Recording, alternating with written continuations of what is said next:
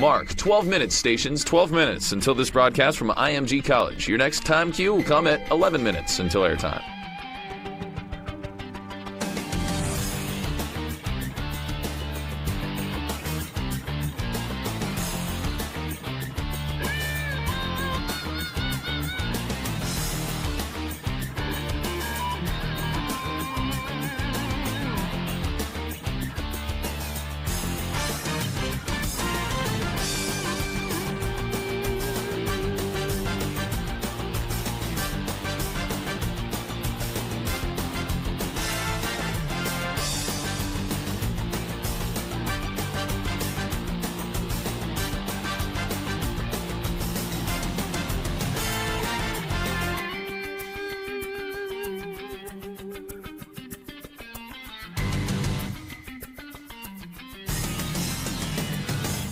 Mark, 11 minutes stations, 11 minutes until this broadcast from IMG College. Your next time cue will come at 10 minutes until airtime.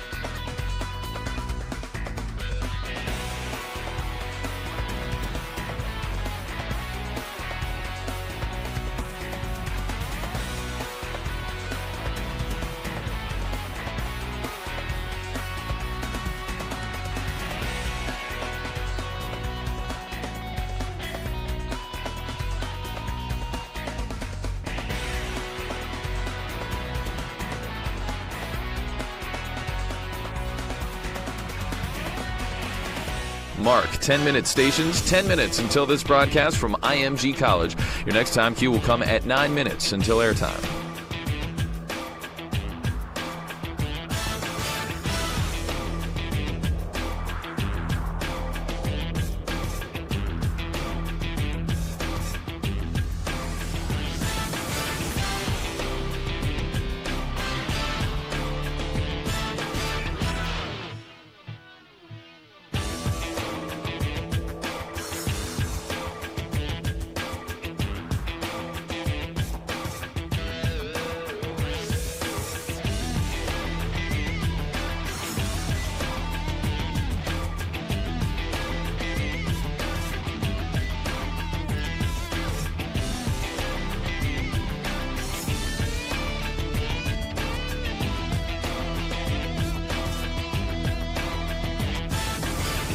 Mark, 9 minute stations, 9 minutes until this broadcast from IMG College. Your next time cue will come at 8 minutes until airtime.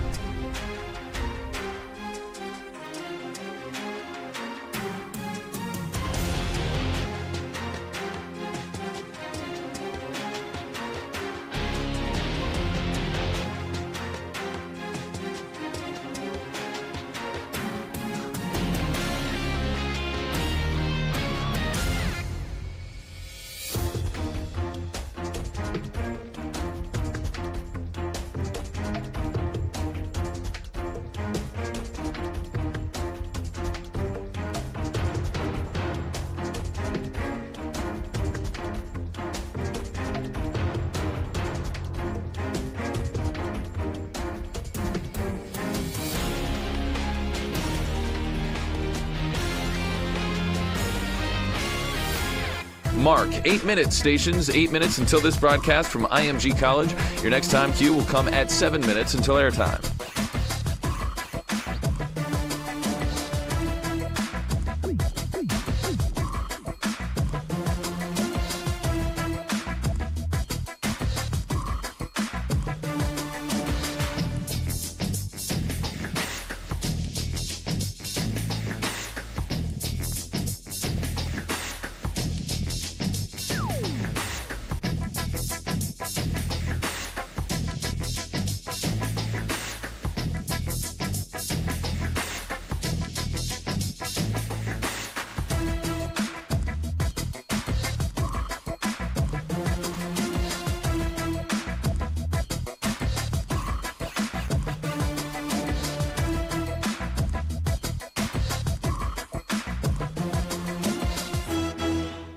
Mark, 7-minute station, 7 minutes until this broadcast from IMG College. Your next time cue will come at 6 minutes until airtime.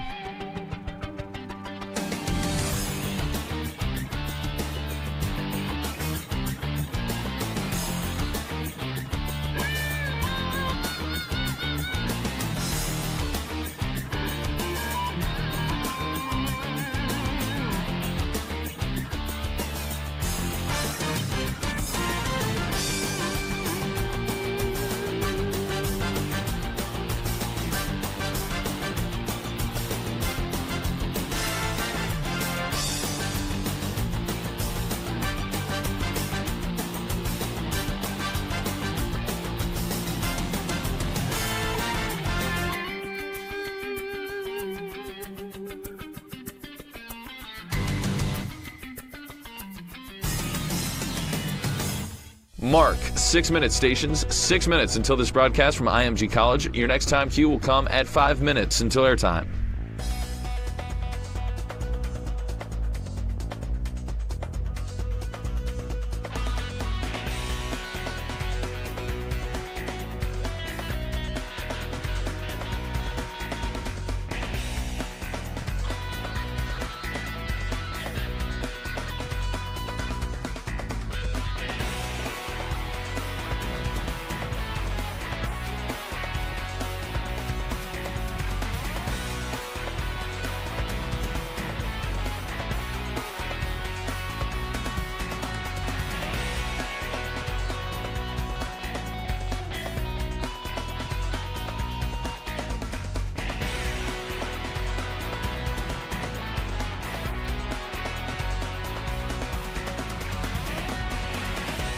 Mark, 5-minute stations, 5 minutes until this broadcast from IMG College. Your next time cue will come at 4 minutes until airtime.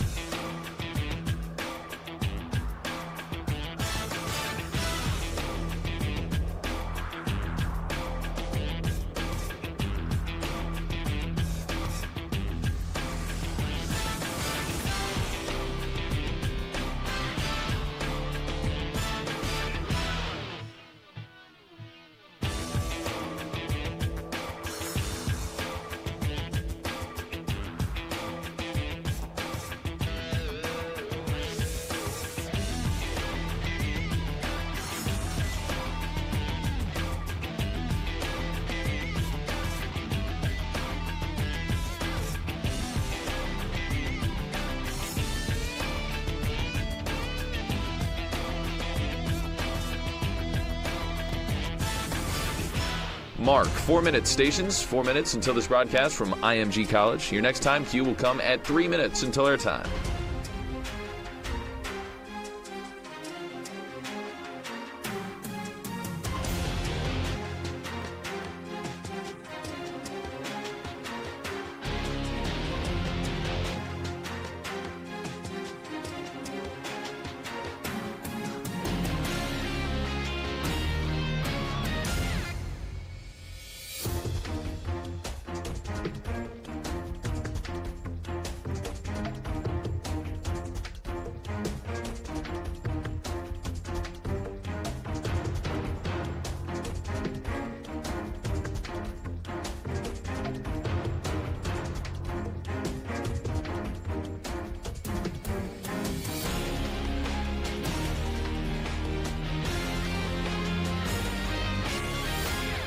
Mark, 3-minute stations, 3 minutes until this broadcast from IMG College. Your next time cue will come at 2 minutes until airtime.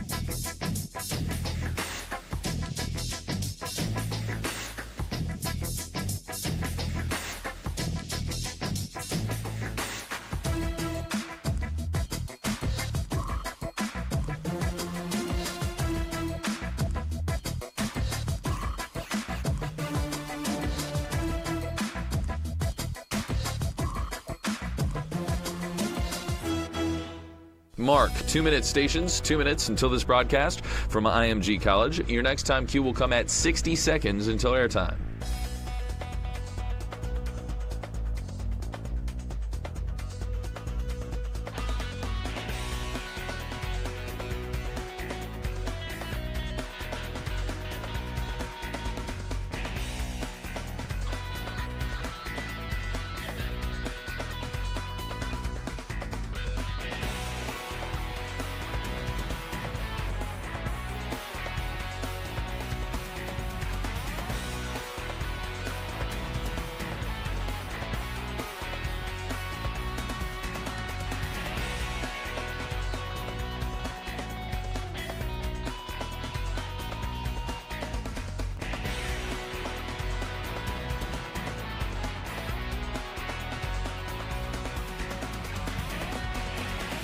One-minute stations, 1 minute till airtime. Your next time cue will be with 30 seconds till airtime. Studios, when you hear BANG! That means start your archive recording.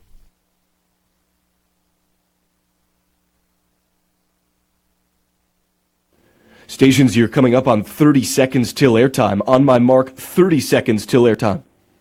BANG! And there it is. So studios, please start your archive recording.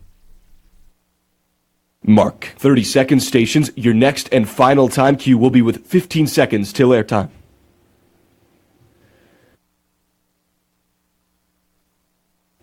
Coming up on 15 seconds till airtime. Mark, 15 seconds stations. Have fun.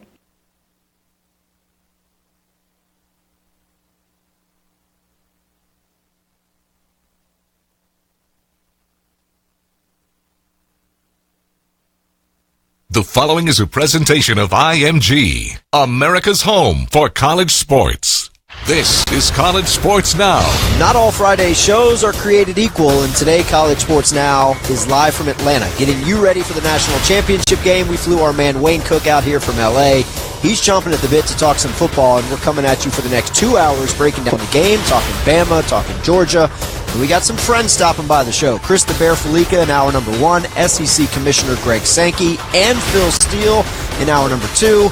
It's championship weekend, my friends. Turn us up live from Atlanta. This is College Sports Now. Chubb at right tackle, breaks one snap, breaks another one. Now he's in the open. Jump, touchdown! The throw wide open. Deron Payne, touchdown! The kick is blocked. It's no good. Georgia has an opportunity to win the game now. Knocked away, intercepted Alabama. Mack Wilson, he's to the left side. He's going to take it in. Touchdown, Alabama! Angling, 25-20. Got a block from Brown. 50, 10, 5. Touchdown, Dogs win it. We're headed to Atlanta. Alabama will be playing for the national championship against the Georgia Bulldogs next Monday night. Live from Atlanta, this is College Sports Now at the 2018 College Football National Championship Game. Now live from Audio Avenue, here's Stephen Hartzell. All right, championship weekend has officially started. College Sports Now is live from the 404. We are in downtown Atlanta. We are mere steps away from the Mercedes-Benz Stadium.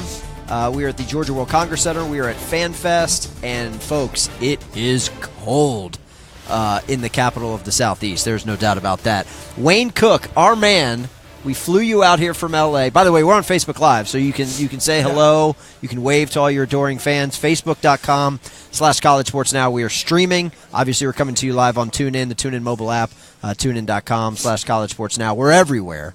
It's a little chilly, my man. I hope you packed accordingly for this weekend. I didn't. Yeah, I know. I mean, you're struggling. You can tell I'm there. not. We're cold, and it's funny because there's a guy right over there behind our camera that has opened the door and letting some air in here, and it's you can feel it when that door opens. Luckily, the game's inside. It is in a climate-controlled environment. That's the good news. The bad news, taking a look at the forecast for this weekend, it's currently 20 degrees in Atlanta, okay? Yeah. Monday's forecast, the day of the game, 41 degrees, raining, wintry mix expected in the morning. It's not going to matter. Well, that's it matters true. to the fans. It's not going to matter, but Atlanta does have a bit of a traffic issue to begin with. That ain't going to help matters on I've on been Monday. told if I need to, I can walk from the hotel to the game. So I mean, if that's the case, I might just do that. You got your pass. I do. You got your badge. You're set up. You're credentialed. You're ready to rock and roll. You can feel the excitement level in this city. Obviously, everyone's like, "Hey, it's a de facto home game for Georgia." Yes and no. I mean, yes, it is the University of Georgia playing a national championship in Atlanta, but, Bama fans are very used to being here in Atlanta. They opened the season here against Florida State. They did not play in the SEC championship game, but this is a city they know their way around pretty well. I'll say this for the Georgia fans: the Rose Bowl is a home game. You were there. It was a home game. Those fans, it was amazing. But to turn around, and you and I have talked about this. This is not an easy ticket. It's going to be really, really interesting to see what the fan breakup is. Will there be a bunch of people that are just here because it's corporate and they're sitting on their hands the whole game? Will it be, you see what I'm getting at? Yeah. Or is it going to be, because the Rose Bowl was one of the most amazing scenes I've seen. Just to sit there and watch, and again, Oklahoma, no discredit to them, they had a good turnout. But Georgia had an amazing turnout. And the way they cheered and the way they acted, and they stood up pretty much the entire game, it was awesome. So it'll be interesting to see if the Georgia fans, obviously they don't have to travel for this one, but to be able to fork out the money for that ticket is a big thing after traveling, say, those same people that traveled to Pasadena. So in August or over the summer, you could have bought tickets for the game at face value for about $150. I mean, still not cheap, right? No, but that's good. That's not bad. You go on StubHub today, you can get a seat in the upper deck, and you're paying $1,800 for a ticket. That's for nosebleeds, quote unquote nosebleeds. Now I know there's not a bad seat in the house. You got the Halo board. Mercedes-Benz Stadium is, one of the best environments in all of sports. Still, to your point, we're talking. That's like, it's like a Masters badge. You've priced out outrageous. You've priced out a whole lot of people. Yes, you have. Yep. Yes, you have. So, Georgia, Alabama, Monday night for the Natty. Checked with our boys in Vegas before the show. And ironically, we've got a wise guy coming by here in a little bit. Chris the Bear Felica is going to be dropping by from College Game Day and ESPN. He's going to drop some knowledge on us. Alabama's still holding at about a 3.5, 4 point favorite, give or take.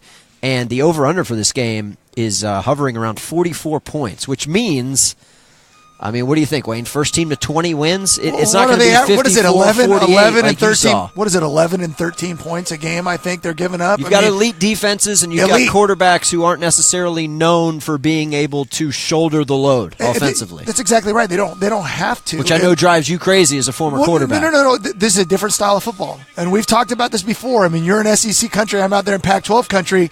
It's a different style of football, but you saw what happened when an elite offense goes up against an elite defense. Oklahoma still scored points. Am I correct? They looked great in the first half. 31 in the first half. Kirby Smart switched things up, started playing a lot more man instead of zone in the second half and getting after Baker Mayfield, which was a huge adjustment. I think that led to that win. But this is going to be a different type of game. It's going to be who blinks first.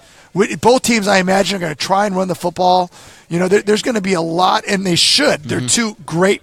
Listen, this is what we probably miss a lot. I know you don't love the Big 12. We talk about the Pac-12. Throw it around, play no defense. Right. 3 of the 4 teams that were left in this championship play great defense, run the ball really well, and ask their quarterbacks to not screw it up. Manage, yeah. Of the 3 quarterbacks, Kelly screwed it up. The other guys were 2 touchdowns, no picks. Right. He was no touchdowns, 2 picks. Yeah. So you do that against elite teams and you lose. And it's not like the Alabama-Clemson game was a blowout necessarily, but in that type of game, it was kind of like a blowout. Yeah. At least it felt that way. Yeah. No, it's going to be very interesting to see what style of football prevails because you hear from a lot of people that, let's face it, Kirby Smart, he's in year 2 in Athens. He is a Nick Saban disciple, and, Georgia is Alabama light. They are Alabama East, and we'll see if the new kid on the block can overthrow the evil empire, the dynasty that is Alabama football. It's interesting because we saw what happened because we know that Nick Saban's Nick Saban. May go down in history as the greatest coach ever, right? Mm-hmm. Passing up his own school's, Bear Bryant. But the idea is Dabo Swinney's been really, really hot and really, really good coming off a national championship. And it seemed to me like the coach with all the answers in that game was Nick Saban. Right. With all the time to prepare, the extra week off for not being in the SEC championship game, And it just seemed like he had all the answers in that game. And so it'll be interesting because the coaching tree of Nick Saban is kind of hit or miss. I don't know if you've gone down that tree, which is a pretty big tree. A lot of people are trying, Tennessee's doing it right now. A lot of people are trying to poach, and it's worked with Kirby Smart in Georgia. But remember, it wasn't like Mark Richt left Georgia depleted. Right. The cupboard was not bare. Mark Richt was good enough to where when he got fired, a lot of people were like, we want to be careful here because if we're going to get rid of a guy that's really good, we got to bring in a guy that's even better than that. Well, and that's what's happened. That's a great point because all of the guys who are assembled on this Georgia team is as great as Kirby is recruiting right now, and he's got the number 1 recruiting class in the country coming in for 2018. Go down the list. Jake Fromm, Nick Chubb, Sony Michel, Roquan Smith, all those guys. Yep. They're all Mark Richt recruits. That's exactly You know what I mean? So, but yeah, you're right. The coaching tree, Jeremy Pruitt, he's leaving to go to Tennessee. He's the defensive coordinator. He's doing his thing. We'll see how that goes. Jim McElwain of Florida. A Saban guy. Exactly. Don't talk to Gator fans about that. They've already moved on to Dan Mullen. So it is interesting how that works. We're on Facebook Live. We are streaming. There's normally not a video component to this show. There is today. We're blowing it out for the national championship game. People are already commenting, Wayne, that even though we are, we kind of go at each other. Right. We like to get into it. We disagree. Healthy debate. We agree to disagree on the show. Yeah. So far things are, we're keeping it. I'm trying to figure out PG. I'm trying to figure out why you didn't do your hair if we were going to be on Facebook Live. I can't figure it out. Believe it or not, this is a good hair day for me. I'll be honest. If there wasn't a video component, because there's a lot of other people here on Audio Avenue that are doing just a radio show, and they are bundled up, hoods up, hats on, scarves, gloves. It is chilly. Again, it's 20 degrees right now in Atlanta, and the entire East Coast, Southeast. It's what are they calling it? The tornado, the weather bomb. Yeah, it's called snow bomb or something. Something snow bomb, something. It's some dicey weather in the country. So we're living it here in Atlanta. Now slow down for a second. I'm going to ask you a question. Are you old school enough? Like, we're going to have the NFL playoffs coming up here, right? And there's going to be some. They start tomorrow. There's going to be some games played in extremely cold weather. Okay. Miserable weather. Do you think a game like this? Do you like games being played inside a dome late in the year where you actually get to see the best team, or do you like the weather? Are you old school enough to where you think the weather should play a role? That's a good question. So, no excuses, play like a champion. There you go. Yeah, no excuses, play like a champion. I think, let's look at it.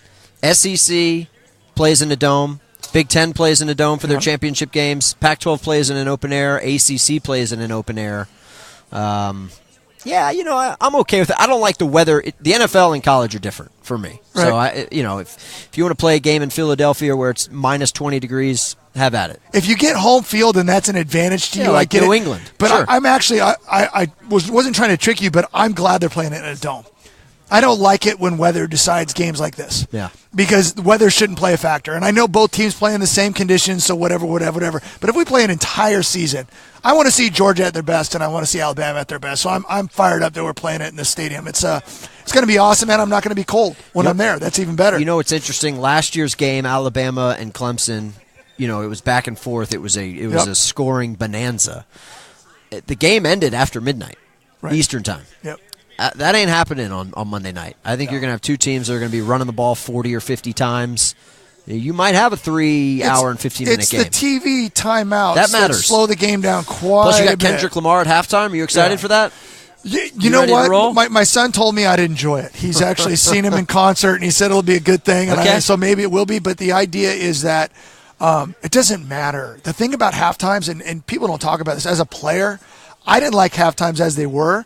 When you add time to them, it is difficult. You saw it in the Rose Bowl last week when Georgia had regained a little momentum with a late field goal in the first half of the Rose Bowl, and you go on for that halftime that seems like it lasts forever. Players don't like to cool down. They don't like to lose their momentum, and sometimes it's hard. Like the way you come out of halftime, especially in games like this, matters a ton. I bet you if we asked either one of these coaches, they do not like the long – they're not going to admit it. but there's no way they like the long halftimes. It's just too much downtime. Media day is going on, I believe, today, right, for both teams. They're across the street at Phillips Arena. They'll be doing the media, the players, coaches, coordinators, which is unusual because Saban usually doesn't let his coordinators talk to the press. That changes today.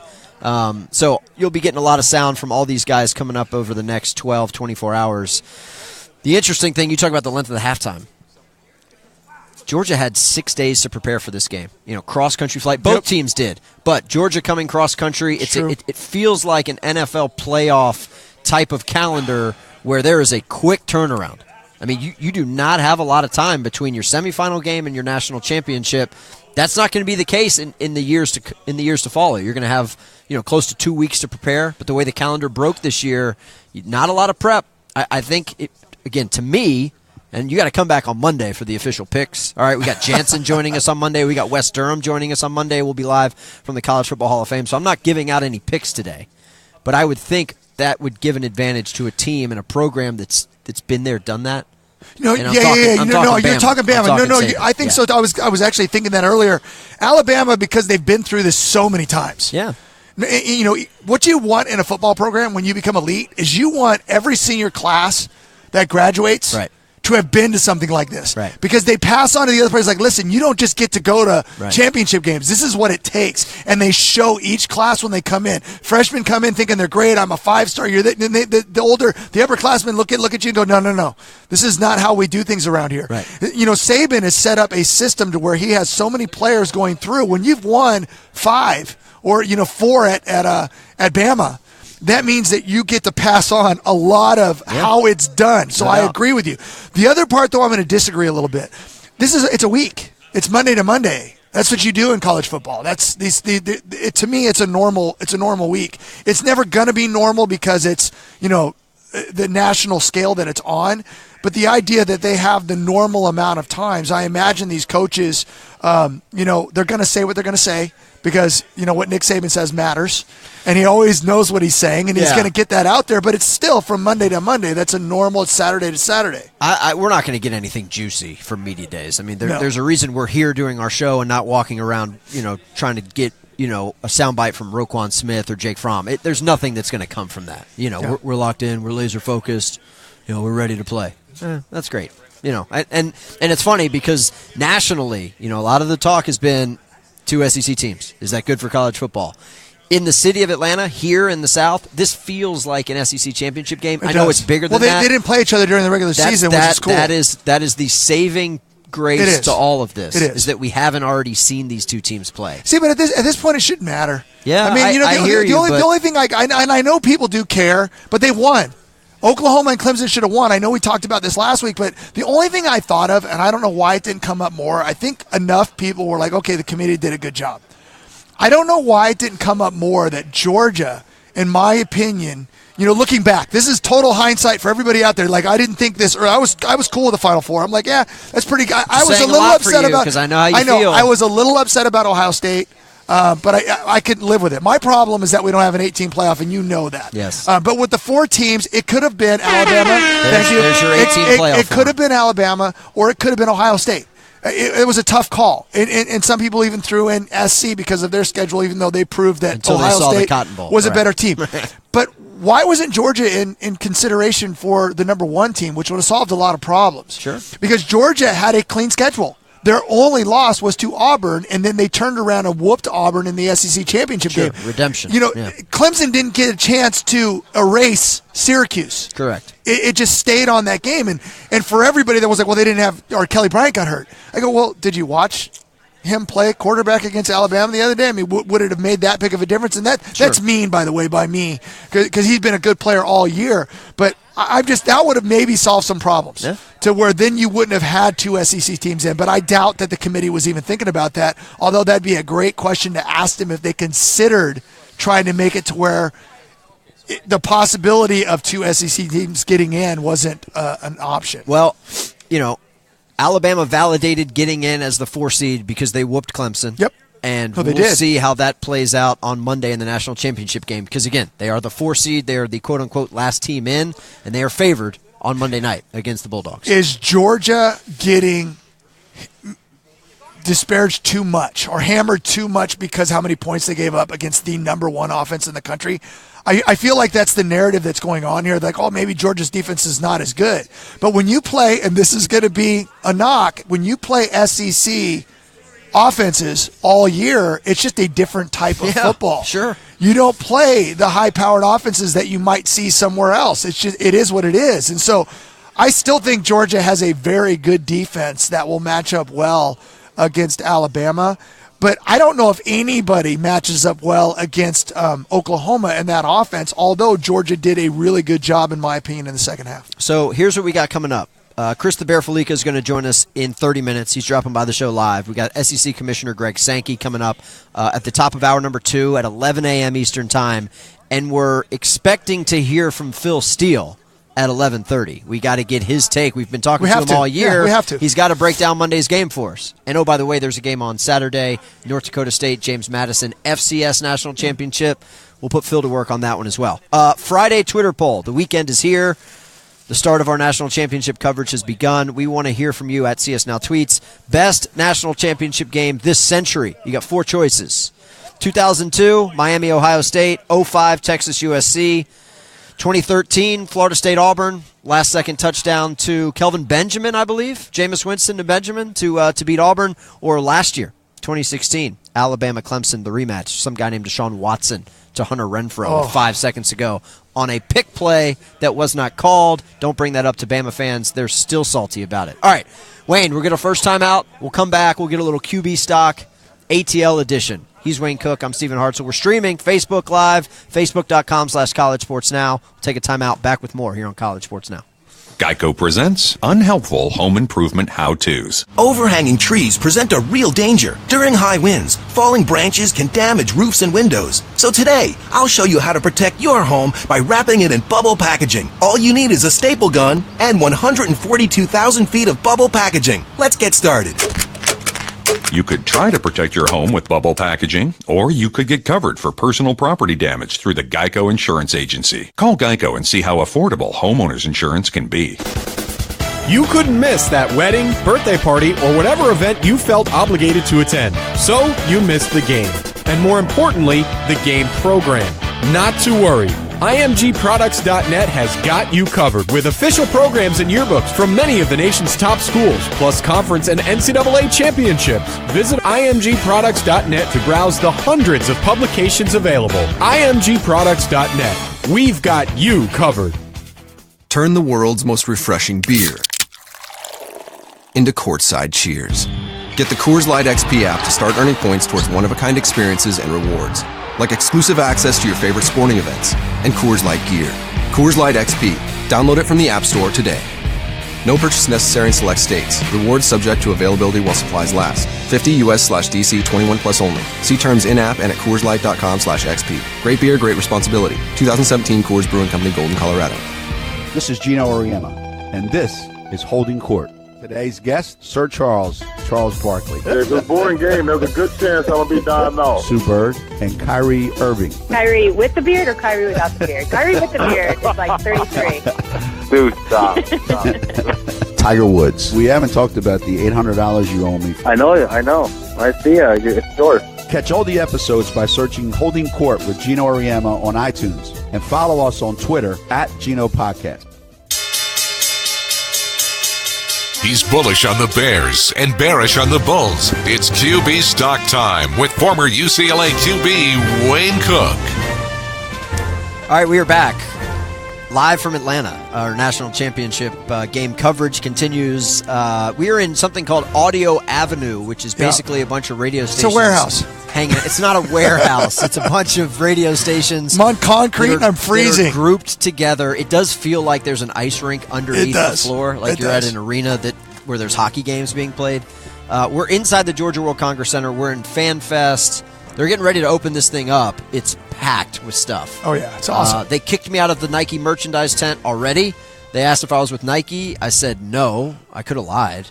There's a field right over there. We're going to go do 40 times right after this and see if either one of us can get through it without you joke about that, but Zach Wallman, our producer, is so starved for content he would probably want us to do that. Yeah. And then I'd dust you in the 40, and then that would be awkward. Like that, I'd feel bad about that. Just as long as there's not a football around here to have a throwing contest, we'll be all right because you might embarrass yourself. Dude, but I can throw a football. You can. I know you can. You just can't throw it well. A lot of people can throw a football. I mean, it's throwing it well that matters. I mean, come on now. That's fine. So listen. So this is fun. So you brought up, before we get to QB stock, you brought up the pick play to Hunter Renfrow, which, by the way, I'm a huge fan. One of my favorite stories is any walk-on that gets a chance to play in college, because I think so many high school athletes get overlooked. And it's sickening to me that that I can watch high school kids and say, why is this kid not being recruited? And if they're not at the right school, in front of the right people. And so sometimes the Hunter Renfrows of the world, and yeah, it was a pick play, but you know what Alabama did? They made it even better. They took Deron Payne, and that was the most obvious pick play in the world. Do you think that Nick Saban was saying, okay, call this one? Right. We're gonna throw it to a D lineman. He's about 30.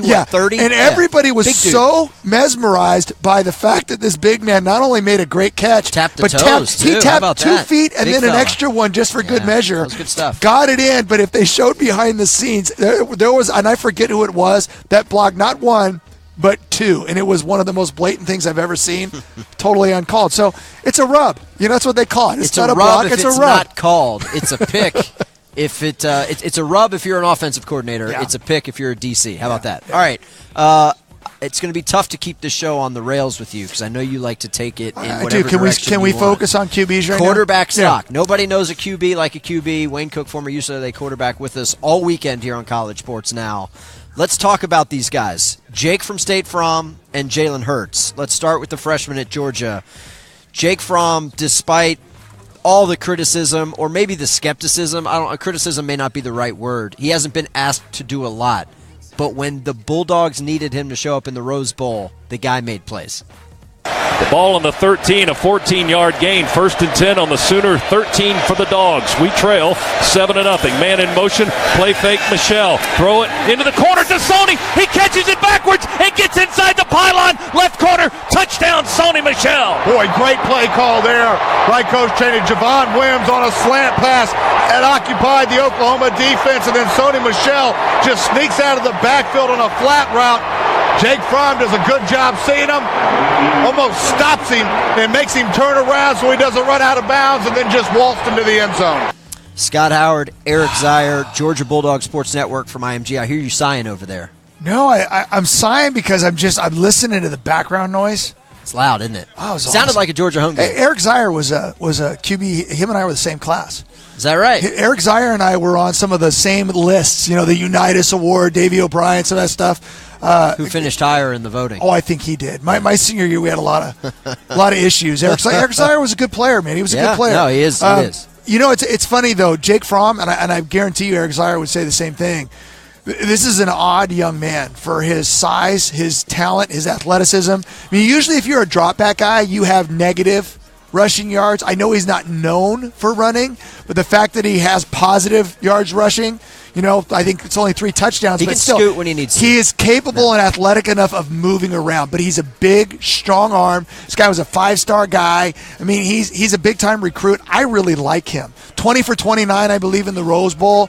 He was very efficient with those running backs. When your running backs are averaging about 16 yards a carry, it makes life for a quarterback a lot easier. Sure. But I really like Jake Fromm, and I think we've talked about it earlier with Kirby Smart recruiting the way he's recruiting, and with a young quarterback that you're guaranteed to have for 2 more seasons before this guy can declare for it. By the way, as an NFL prospect, I also think he's probably very high. He kind of fits that future of what the NFL, a guy that can move around a little bit, but that is big and strong. But I thought Jake Fromm did everything that was asked of him in that game. I thought he called a great game, and when the moments mattered, and obviously that wasn't like it wasn't a big-time game that went into double overtime. When the moments matter, he came through. And that's something that's real important for a quarterback. So, here, yes, in the second half, the guy was lights out. Which is when you need to be good, when you're winning the game. Okay, but here's the problem. The first possession of the game, when he goes 3 and out, and he's overthrowing guys, and he's missing guys, and you fall down 17 points. Yep. That can't happen Monday night. So listen. So he's a freshman, right? Yep, true freshman. And I know that Jalen Hurts was a freshman. These guys go through this. It's odd. In my day, I think it was like a 10-year period where I looked at every quarterback that played in a Rose Bowl, back when a Rose Bowl was the Big Ten and Pac-12, Pac-10 champions. And it was a senior every single time. I had a coach once tell me that I only want to play seniors. I don't want to play underclassmen because it was so hard to learn this game. We live in an assembly line society now where it's like, go. No, we Here do. we go. Where kids are trained. I mean, some of these quarterbacks are going to quarterback gurus when they're like 10 years old, maybe even younger. Awesome. And I wish I had a guru when I was 10 years old. I get it. We could argue about this some other time, but because I actually think some guys top out. They get burned like it used out. to be. They No, get but burnt out. it's not just burnout, but you reach your ability, like your maximum potential at a young age. Like there was a time when you would recruit a guy based on what they could become, not what they already are. See, sometimes we get kids that are kind of established. That's why, in my opinion, I think Jalen Hurts is pretty close to the same quarterback he was a year ago. Yeah, I'll tell you what. I don't think he's that much different. You talk about Jalen Hurts. That's who's on the other sideline from Jake Fromm on Monday night. Jalen Hurts, despite all of the talk of how is he going to get better, has he improved, statistically, he has improved. Roll the tape, please. Jalen looks, has time. Jalen flushed in the pocket, takes off, throws, end zone, touchdown, Calvin Ridley, touchdown, Alabama. Eli Gold, Learfield Sports, love that guy. Here's the deal. Jalen Hurts, the guy for the season, Wayne. Yeah. 17 touchdowns. This is pretty awesome, right? One Yeah, interception. Yep. It's good. The guy lost one game. Yep. I know it was a big game. He didn't look good. It was the Iron Bowl. Hey, Jordan-Hare Stadium, pretty tough place to play, right, Georgia fans? What more do you want from that guy? No. At this point, we really are having a hard time. I think Jalen Hurts is really good. It's not what I'm getting at. I think there are weaknesses when we're asked to evaluate quarterbacks. You pointed out that Jake Fromm struggled in the beginning of that game, and my answer would be, well, what do you expect? Perfection. Is that too much? When your adrenaline is hot early in a game and you're playing in an environment that is just like, wow, yeah, this is a big deal. Sure. Having a chance to play in a national championship straight out of the box. I mean, you just got to college. You were a high school kid a year ago. Correct. To start off slow, you're right. That could have cost him. But what was really cool is now he's lived through that moment and he proved to himself that he could come back. Jalen Hurts still has to live with the fact that last year's game, he got outplayed. He got outplayed by Deshaun Watson, who we saw when he was healthy in the NFL. Right. What a talent he is, and I think we all thought he was the best player in the country last year. So it is sad that we point out Jalen Hurts' weaknesses, and we saw it even last week. Sometimes when he has guys that are open, he just kind of randomly will miss people. He could be better as a pure thrower of the ball.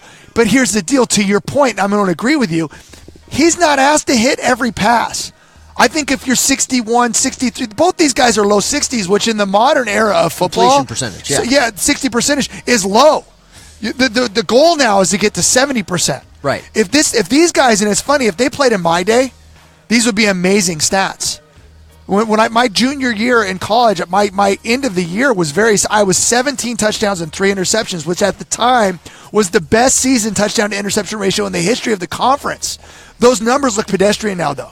Because 17 passes, I think Josh Rosen at UCLA had 17 touchdown passes in like 4 games. So, I mean, it happens so quickly with some of these quarterbacks, or like Baker Mayfield throws 50 or whatever the numbers are. Right. It's crazy. So, but here's to your point. Both of these quarterbacks are doing exactly what their coaching staffs have asked them to do. Right. They're exactly. I mean, remember the end of the game when Nick Saban goes over and totally chews out the offensive coordinator, and Brian Dable. And by the way, listen, that's what you signed up for. How buddy.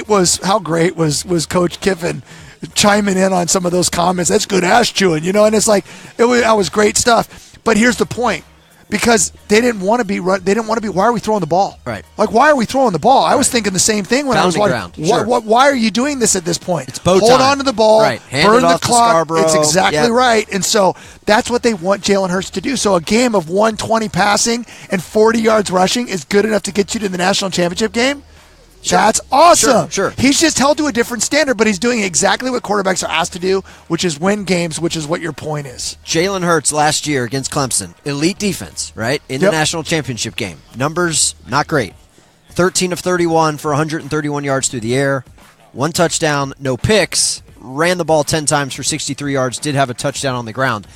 I'll go out on a limb here, Wayne, and say if he's 13 for 31, now granted, that was a shootout. He had to throw the ball 31 times. I don't think that's going to happen on Monday night. But if you're completing, 41% of your passes against Georgia, that's not going to go well for Bama. And I don't know if that's the game plan because I don't think this is going to be a shootout. It's really not. No, both teams are going to try and run the ball. Yeah. And I think that just listen, Jalen Hurts is going to have to be better. I can't imagine that Georgia's defense, which has been good all year long, except in the first half of that Rose Bowl. No, that's what I'm getting at, though. I think they went up against the number 1 offense in the nation, so people are going, well, Georgia's defense must not be that good. I'm telling you guys, that defense scores points against everybody. Yeah. They just do. I mean, they went into Ohio State, who we saw dismantle Sam Darnold and USC. I mean, just absolutely destroyed him. He did not look comfortable at all in that game. So, trust me, Georgia will play defense. Roquan Smith is still going to be out there running around. That defensive front is still going to be out there. So, I have a feeling that if Alabama can run the football and get ahead in this game and play that way, then game on. Yeah, but if Jalen Hurts is asked to make too many plays, I think that's when you start pointing out his weaknesses. And at the same time, I truly believe that Jake Fromm is a better pure passer. I do. Right. I think he is. But that doesn't mean that he's going to be better in this moment. Also doesn't mean he may not necessarily have the time for 7-step drops. And that Alabama defense last week looked absolutely incredible. They look like the number 1 defense in the country. And conversely, Fromm had all day, and he had wide open guys against that Oklahoma secondary. Harris and Bo. Yeah. And Sony and Cobb. Yeah. These guys are Chubb, excuse me. These guys are the guys. If both teams are thinking if they can run the football, which is a big if, and they can be really good on defense, they're going to win. Yeah.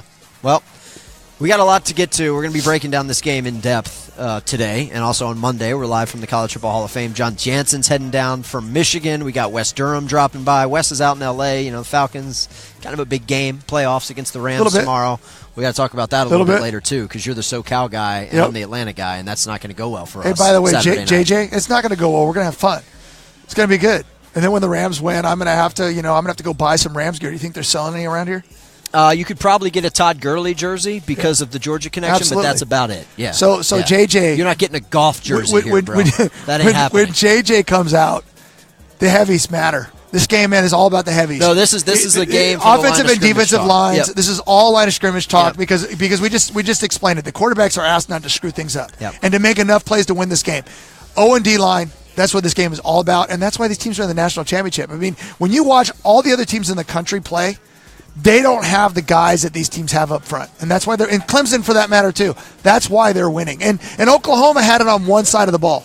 Oklahoma's offensive line was legit. Flat out, that first half, Baker Mayfield had all day to throw. Yes. The second half, they mixed it up and they started bringing some people. The lights on. They started bringing people. They started playing man. When you play man, you can bring more rushers. So that's what was going on there. Wayno, let's get a timeout. We got the Bear, Chris Felica, roaming around. He's going to be dropping by here in about 10 minutes. We got SEC Commissioner Greg Sankey coming by at the top of hour number 2 at 11 a.m. Eastern Time. We are streaming Facebook.com/College Sports Now. We got the Facebook Live. We got the video component. We see people dropping some comments. We'll get to some of those questions a little bit later.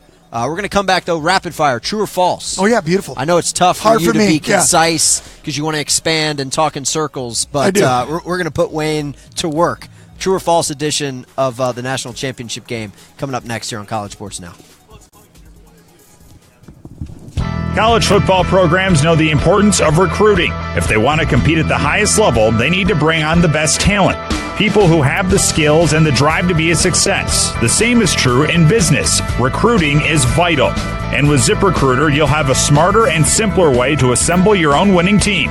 With just one click, you can post your job to over 100 job boards. Then ZipRecruiter's matching technology identifies relevant talent fast. 80% of employers who post on ZipRecruiter get a quality candidate through the site within 24 hours. And your ZipRecruiter dashboard helps keep everything in one place, so it's easy to review and rank the candidates with the best experience. You'll be building a powerhouse program in no time. Choose the smartest way to hire. ZipRecruiter, preferred job site of college fans everywhere. For your free trial, go to ZipRecruiter.com/football. ZipRecruiter.com/football. Once again, for a free trial, go to ZipRecruiter.com/football. Last time on College Sports Now. I mean, we can't touch Felder. This is the hill that Wayno and Jansen and I fight every week, is we cannot touch Felder because he is live, he brings breakfast, and it's Monday. Yeah. The man is like the Pied Piper of College Sports Now. Listen to College Sports Now, 10 a.m. to noon Eastern Time, Monday through Friday, exclusively on TuneIn, and follow along on Twitter at CSNowTweets. Listen to College Football Now, free all season long on TuneIn. Turn the world's most refreshing beer into courtside cheers. Get the Coors Light XP app to start earning points towards one-of-a-kind experiences and rewards, like exclusive access to your favorite sporting events and Coors Light gear. Coors Light XP. Download it from the App Store today. No purchase necessary in select states. Rewards subject to availability while supplies last. 50 US/DC 21 plus only. See terms in-app and at CoorsLight.com/XP. Great beer, great responsibility. 2017 Coors Brewing Company, Golden, Colorado. Alabama, Georgia. It's an Auburn fan's worst nightmare. Back to the College Football National Championship game. Here again, Stephen Hartzell. Yeah, Auburn fans aren't loving this matchup, but then again, it's the lesser of two evils. I guarantee you Auburn fan is rooting for Georgia. Tennessee fans probably aren't thrilled about this matchup. I'll be honest, nationally, I don't know how much interest there is in like a New York or L.A. for a pair of SEC teams playing in this one. We'll find out when the ratings come out Tuesday morning. We'll see. No, I would be shocked. If you're a college football fan, how can you not want to watch this game? Because you're trying to bring in casual college football fan. Hardcore guys watching this game regardless. But if you're casual, I'll tell you what, like if you're a 40-year-old female whose husband watches college football, this isn't sticking around for this? This isn't computing to me. That's my point. It doesn't compute though. No, because you disagree. Because you need to watch this game. I mean, I don't care. I mean, if you only like your team and that's the team you watch all year, I don't understand. That's that. a real thing. I don't even know that does happen, right? I don't you get know it. That though. does happen. I don't all understand. Right. I promised that we would try to move this along. We're going to go true or false. Hot topics. Yep. You ready for this? I'm ready. Number one. UCF's athletic director, Danny White, and the UCF football program are claiming a national championship for the Knights. They went 13-0 this year. They're actually having a celebration. They're raising banners and stuff on Monday. True or false, UCF should recognize a share of the national championship game. Or of the national championship. False, because if you look at group of 5 schedules, they're just not the same. You have to understand that we can argue about weak schedules. Like all year I said Alabama's schedule was not the greatest. But if you put other schools that are group of 5 schools in that exact same schedule, it would be the toughest schedule they've ever had. Interesting. So you disagree? No, I agree that You're they like just, UCF they nice are, season. No. They I don't care. They should all get rings. They should 13-0 is amazing. Yeah. They should all don't go that every kid gets a trophy. Especially from being 0-12 But 2 all years ago. kids, all those kids should get rings. Yeah. They're the best group of 5 school out there. So in that way, they're a national champion. And there's a lot of people who believe they should have their own playoff because they're never going to get in to this system. They'll never be one of the 4 teams ever. Yeah, that's true. Because if they were, it would have happened this year. All right, true or false, Wayne? The 2 best teams in America are playing for the Natty Monday night. True. I mean, we have a playoff I know that system. that hurts you to say as a diehard Baker Mayfield fan. I know that's not easy for you. But Georgia won the game. I mean, I was at that game. The officiating was fine. I know you've had a problem with that. It wasn't fine. It was great. You know how many penalties there were in that Rose Bowl? That's what One. They called a PI on Oklahoma late in the second half. That was it. For the Georgia fans that I became fast friends with during that game. Let them play. I couldn't believe at halftime. I'm sitting there going, gosh, there's been hardly any penalties in this game. It was flat out great.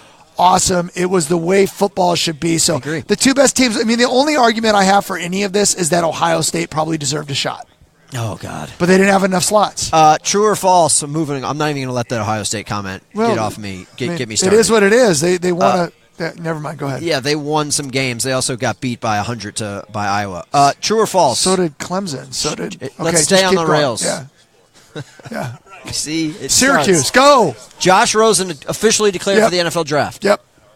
True or false? He will have the best NFL career of all these other guys: Sam Darnold, Lamar Jackson, Mason Rudolph. True if he goes to the right team. Oh, so if Cleveland drafts him, if he goes to the right team, because you know this very, very well. NFL is getting in the right spot. I mean, if you get drafted by Pittsburgh, you know that you're going to be in a great organization. You know, there are certain organizations that find a way to win. You know, who's going to be the guy that replaces Tom Brady? You know who's going to? You know what I mean? They already Good traded question. him away. Thought it was gonna be Jimmy G. That guy's winning in San Francisco right now. So it depends on where you go. But as far as pure ready for the NFL guys right now, he is that. Although do not sleep on Josh Allen. Okay. There's a lot of people that think this guy. Oh, could the be, Wyoming guy. Yeah, you like him? I do like him. Okay. Yeah. True or false? Arizona needs a new head football coach. Rich Rod is out. Do you put Arizona in the same sleeping giant category that you put your Bruins in a couple weeks ago? Absolutely not. False. I mean, UCLA historically is the second best team in the Pac-12. Is that a fact? It's SC, UCLA, and Washington. UCLA has a winning record against. Well, you're young. See, last 10 years we got to throw the Ducks in there. there. They do. They have a winning record against every single school in the Pac-12 except for USC. Arizona has never won a Pac-12 or a Pac-10 champion. They're due. Maybe they're due. They've never. So no. I'm a fan. You know, my dad played for the University of Arizona, but no, I do not think so. I think they're always going to be a team that has a shot every once in a while, but I don't think they can be a perennial powerhouse. What do you think, though? I'm hearing Sumlin's name. I'm hearing Mark Helfrich, who I think works for the both Pac-12 network, doesn't he? Doesn't he do TV work? I like both. That could be Sumlin, I interesting. think, would do really, really well in his system with Tate as his quarterback. Yeah, Khalil Tate is a rock star. He'd be stepping into a situation where I think he could do really well. All right, we'll see if they have a head coach between now and Monday when we sign off from the College Football Hall of Fame. But, yeah, Arizona, vacant at the head coaching position. All right, true or false, and our producer Zach Wallman's trying to light a fire here. Wayne, your Rams will be victorious over my Falcons in the wild card round Saturday night. They are favored. Listen. It is at where do the Rams play? Hold on a second. They play at the Coliseum. Okay, they play at the Coliseum. Yeah. It's the Chargers that play at StubHub. But here's the deal. The Rams, yes, I think they will win. I think that obviously the Atlanta Falcons have the we've talked about this before. Atlanta Falcons have been there. And they were in the Super Bowl last year. So this team has been down that. And if you believe in the commercial with your guy Matt Ryan, it's not my guy. You know that defeat's going to somehow make him better. You know, you like that commercial, don't you? Every time you see it, it's a terrible commercial. But Matt, I've got this great idea for an ad campaign. It highlights you losing the Super Bowl, and then you sell a sports drink on the back. So here's the beauty. Good for you? Here's the beauty of the Rams. Unbelievable, Think about this right now. This ties into the national championship stuff. The Rams play pretty good defense. True. Sure. Yeah, they play pretty good defense. They have a running back in Todd Gurley, who is a Georgia guy. TG3. Who is quite possibly the best running back in the league right now. MVP candidate. He's really, really good. Yes. Running the football and playing defense, and that quarterback his second year is playing a lot better than he did last year. Obviously, young head coach, but I like the Rams. And when you run the ball and play defense, that is playoff football. You're in for a rude awakening. I know that. So are the Rams on Saturday night. Yeah, okay. yeah, okay. Dirty Birds, rise up. All right, true or false? Wayne, you are attending a corporate function with us. Yes, I our am. friends at IMG are throwing a party for the national championship game. Third Eye Blind is a band. Yep. They will be performing. True or false, Wayne? You can name at least one Third Eye Blind song. I should be able to. Hey, look, he's got notes over there, folks. He's got rosters and schedules. He doesn't have the discography for Third Eye Blind. No. The funny thing about it is if you told me some of the songs that they sing, I'd probably know them, but I can't off the top of my head. I cannot name one. Do you? I mean, Third Eye Blind's been around for a long time, haven't they? They were popular in the 90s. Yeah, I mean, and you're early kind of a young That's guy. That's kind of my wheelhouse musically. Yeah. I don't think I can name a song, but if one started playing, I'd be like, that's Third Eye Blind. Yeah, of course. Yeah. That will be interesting. That's exactly how I feel. It'll be fun. We got a show Monday, so Sunday's party will be relatively tame. It's not going to be like our producer at the holiday party a couple weeks ago. I don't think I packed enough nice clothes. I'm a little worried about that. I'm going to have to go shopping. So here's the deal, folks. If you're coming to Atlanta this weekend, it is chilly. The forecast on Monday, 41 degrees and rain. Wintry mix in the morning, which, if you're an Atlanta resident, that means you are officially hitting the panic button because I grew up in Atlanta, but historically Atlantans don't do well with ice and snow. Yeah. It doesn't go well. Yeah. Traffic, it's already a nightmare, but, people aren't built for that around here. So, people are going to be tailgating. I mean, I'm sure the RV lot's already packed. 41 sounds good compared to what we're in right now. It's 20 degrees here, and it feels every bit of it. Yeah, it's chilly, but you know what? But we're tough. We're living the dream, man. We get to talk football. We're breaking down the game. We are streaming on Facebook.com/College Sports Now. If you ever wanted to know what Wayne Cook looked like this is your chance. He's live and in color right there.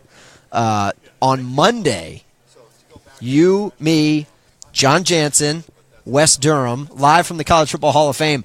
I'm going to need like a riser. We're going to have to move the cameras back to get JJ in the picture. Well, here's the deal. We're going to look like a cable news show with like 9 people at the desk just hovering, giving opinions and giving takes. It'll be all of us, and then you'll just see Jansen from the nose down because we won't be able to fit him in. Like, I'm going to need to sit on a stack of phone books just to feel like I belong because I'm going to be. It's going to be fun. Tiny. By the way, it's going to be so much fun. It is going to be great, and you can already kind of feel the buzz. We're here at Audio Avenue. It's in the Georgia World Congress Center. It's right across the street from CNN Center and Phillips Arena, and of course the Benz, which we saw on the drive-in today. Yeah, it's awesome. Just kind of emerging. It's like one of the wonders of the world. I mean, it's pretty incredible. It looks pretty cool. Yeah. I will say this: it's they detonated the Georgia Dome not that long ago. Maybe a month or 6 weeks ago.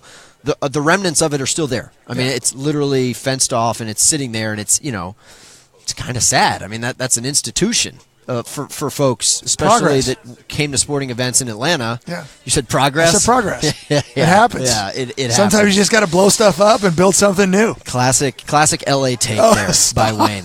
We're going to be joined by SEC Commissioner Greg Sankey coming up here in hour number 2, and we've also got Phil Steele calling in. He's going to give us his preview, his breakdown of the national championship game. Hoping to get Chris Felica, a.k.a. the Bear, dropping by here at some point in the not-too-distant future. So we'll go ahead and take a timeout. We'll come back, and we'll keep it rolling here. Friday edition of College Sports Now. The weekend has begun. Our national championship game coverage is underway. Take a timeout. We're back with more after this. You couldn't miss that wedding, birthday party, or whatever event you felt obligated to attend. So you missed the game. And more importantly, the game program. Not to worry. IMGProducts.net has got you covered with official programs and yearbooks from many of the nation's top schools, plus conference and NCAA championships. Visit IMGProducts.net to browse the hundreds of publications available. IMGProducts.net. We've got you covered. I just saved hundreds of dollars by switching to Geico. I feel like a whole new person. Disclaimer, you will not become a whole new person. This is impossible. You might be able to join a gym or diet program, buy a new wardrobe, get hair implants, but your DNA and physical form will remain the same. Geico waives any and all liability if you attempt to become a new person, except a cyborg. If you choose to become a half-human, half-cybernetic organism with lasers for eyes, the Geico legal team would be cool with that, because, quote, laser eyes are pretty sweet. Pew, pew, pew, end quote. Geico. 15 minutes could save you 15% or more. Last time on College Sports Now. Filet mignon, that's such a girly steak. I mean, you want one that's got a little marbling in it. It's got to have a little fat. I want a little what I crust want, on the okay? burn the crust, obviously. But it's come on, man. Pick a real slice of meat. Listen to College Sports Now, 10 a.m. to noon Eastern Time, Monday through Friday, exclusively on TuneIn, and follow along on Twitter @CSNowTweets. Listen to College Football Now, free all season long on TuneIn. Previously on Holding Court with me, Gino Auriemma. You guys never chartered? We didn't start chartering until like my third year in the NBA. We'd be in the airport by 4:35 most times. We'd be sleeping, half the guys laying on the floor. And then my first year, I was in coach the whole year. You were in coach? Come on. Catch all the episodes by searching Holding Court with Gino Auriemma on iTunes. And follow us on Twitter @GinoPodcast. It's an all-SEC championship game. Hopefully, this time both teams will be able to cross midfield. This is College Sports Now in Atlanta for the College Football National Championship. All right, we are back here live in the ATL, getting ready for Georgia and Alabama. You know, Wayne, we have seen an all-SEC national championship game before. Yep. That would be January 9th, 2012, the BCS National Championship game, which ironically was also played at a stadium named after Mercedes-Benz. This was in the Superdome. It was Alabama-LSU. It was 21-0. It was a game that some people said sent football back about 40 years. I don't think we'd get a shutout in this game. I wouldn't be shocked. I really wouldn't, but I don't think it's going to happen. I don't think it's going to happen. I think these running backs are too talented. And I think that if you bring everybody up into the box and try and stop them, I think they have enough talent at receiver, both teams, to make plays. And the quarterbacks we've talked about, they're good enough. So, I don't think this is going to be – this isn't like – because for a while, remember some of the SEC teams we'd watch and go, oh, my gosh, like Florida, struggling with offense forever. That was brutal. It's like, how the heck are they winning their division and yet they're that bad on offense? I mean, you'd watch games with LSU and some of these teams playing where it looked like if the defense laid down, they would have a hard time scoring points. That's how bad it was. I don't see that from these two teams. As a matter of fact, both teams, their running backs are electric. I think they're electric, and their quarterbacks are really good. I mean, you pointed it out. I mean, yeah, we could poke weaknesses at everybody, but these guys are good, and there's talent out at receivers. So they'll score points. They'll definitely score points. I mean, Jalen Hurts gets criticized. The guy's got a 17-1 ratio this year. I mean, I wouldn't be crazy. surprised if the game's in that 24-21 or 28-24. I wouldn't be surprised if it got to that. Right. Or if it was 21-7. I wouldn't be surprised with that either. Yeah. Well, that would be awesome. We're going to be joined here in a matter of moments by Chris the Bear Felica, who is heading over to our set, getting ready to throw on a headset here. We'll get his thoughts on breaking down this game and how he sees it playing out. Bear, good morning. How are you, my friend? Good morning. How are you? Good morning. How are you? You found us down here in Audio Avenue. I had the wonderful escort down here, else I would not have been able. It's like you're heading down to visit Bane or something in his cave. It's unbelievable because like during the course of the year, it's like all the athletes that they know they're led, escorted off the bus. They know where they have to go. That's kind of how it is all year with us. It's like hotel picked up. Okay, your office is over there. Led inside by the driver. So I'm lost without any assistance without your my wife. without your handlers. I need my handlers to get me where I need to go. This is my handler right here. Well, Just follow him around. You know exactly how I feel then. Bear, we've been talking a lot about this game and the anticipation for Monday. It's great that we haven't seen this game during the regular season, but you've watched both of these teams, you've broken them down, you've handicapped them all season long. What are your initial thoughts to what we're going to see Monday night? Do you agree that it's going to be a low-scoring affair? I do, and I think what we saw from the Alabama offense on Monday night would kind of indicate that their defense was phenomenal Monday, and I think maybe Nick Saban and Brian Dable, the game plan that they called might be a reason why they only averaged 3.9 yards per game, because I think Clemson, once Etienne got hurt and the wide receiver got hurt, they could have played 8 quarters, and Clemson wasn't going to score. Right. So it's going to be a little different, though, on this Monday night, because the Georgia defense, I think, is on par with Clemson, and I think they have more answers offensively. So I think it'll be a really good chess match there. Do you think some people have overreacted? I was at the Rose Bowl last week, and Oklahoma's offense is that good. Right. And it made Georgia look, even though they turned it around in that second half, but Georgia's still got an elite defense, even though Oklahoma exposed them a bit, especially in that first half. Right, and I'm glad you said that, because we saw the first half, the way Oklahoma was going. It really took Roquan Smith and Carter out of their games. And then at halftime, we've seen that all year long with Georgia. They have been a great halftime adjustment team, and I think in the third quarter, Oklahoma had like 20 plays for 37 yards, so they really got into it. I don't think there's going to be that much of an adjustment needed. I think Georgia's going to kind of know what to expect. The only wrinkle I think that Nick and Dable could throw at them would be if we saw Tua come in early, and that would present a different type of game plan, I think, for Bama. But I think for the most part, I think you're going to see a pretty traditional two-pro style run right at you. Georgia won't. I don't think we'll be caught off guard early on. I don't think you'll see a 31-point first half from Alabama. Right. When does the Bear officially make his pick? We're talking with Chris Felica of College Game Day. I know you're working this weekend like everybody else, but when do you officially head to the board? I have made my pick on the column on ESPN.com already. Okay. And I did pick Georgia 24-21. I think.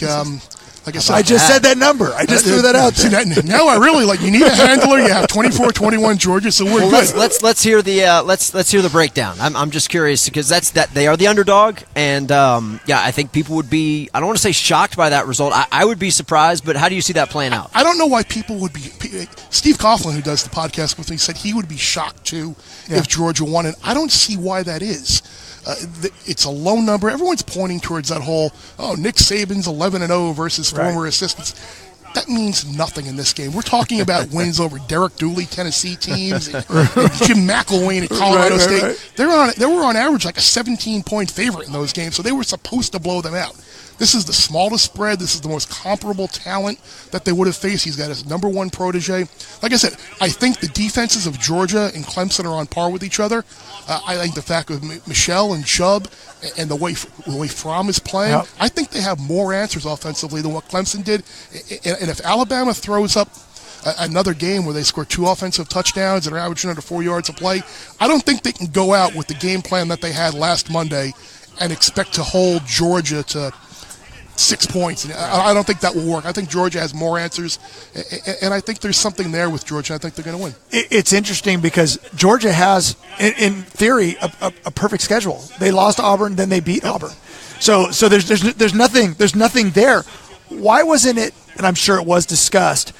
What's the argument for Georgia being number 1 going into the playoffs as opposed to a Clemson team? I know their strength of schedule was tougher, but they lost to a Syracuse, which was an ugly loss. Georgia, to me, looked like, and I know that it just seems like their schedule is cleaner. And the funny thing is Georgia was 3. They were behind Oklahoma as well. Yeah. It's funny how and it's one of the things that a lot of people wrestle with in terms of, do we want a Vegas or do we want a power ranking? Do we want an odds involved in the rankings? Number 3 and number 4, according to the CFP rankings, were favored in both of those games, and they both won. But I think getting back to the point about Clemson being number 1, they had, I think, perceived more quality wins. Yeah. They beat Auburn earlier in the year.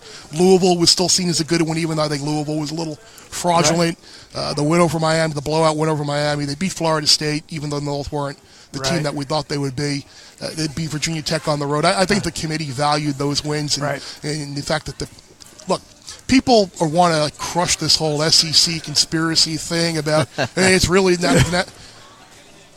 These two things are possible. It's possible for the SEC to be down as a whole this year, and it's also possible that the 2 best teams in the country were in the SEC. No one was talking about this a couple of years back when Florida State was the best team in the country and the SEC stunk outside of Clemson, or the year Ohio State snuck into the playoff and the Big Ten wasn't very good. All of a sudden, because it's just this angst against the SEC that people throw this out there. So I don't get it. These 2 teams had to win a game to get into this title game. It's not like they were put in this position by autumn. Don't get me started. No, I agree. We talked about the same thing earlier because I'm a Pac-12 guy. I mean, I played at UCLA, and what do you think? And he knows that sometimes I get tired of Saban and Alabama, and I kind of root against them just because it's fun to root against the best. Absolutely. But I said the same thing. Both these teams won. The 2 best teams are playing. It is what it is. I want to know. We're talking with Chris Felica, a.k.a. the Bear. I want to know. I think some of our listeners would be curious. What's your story? How'd you become the Bear? How'd you become the guy who gets to make picks against the spread on a nationally televised college football preview show? Well, I'll give you the story behind the nickname first. Okay, let's go for it. 2003 Fiesta Bowl, Miami, Ohio State. And you are a Cane. And I am a Miami alum. And I'm sitting with Ohio State alum Kirk Herbstreit at breakfast one night. I think we're at the Tempe Mission Palms or something.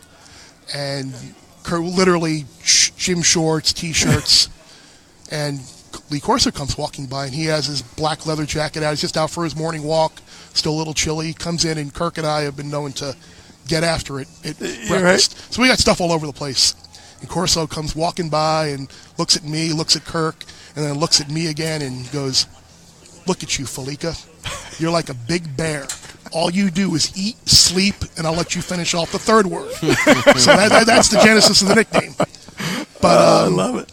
Couple of years when the show expanded to 3 hours, Lee Fitting, the producer at the time, and Kirk had always wanted me to have more of an on-air presence because I get very animated during our meetings and we need to put you on TV. We need to give that spontaneity. And I was always a little hesitant. I'm like, I don't know. People don't care.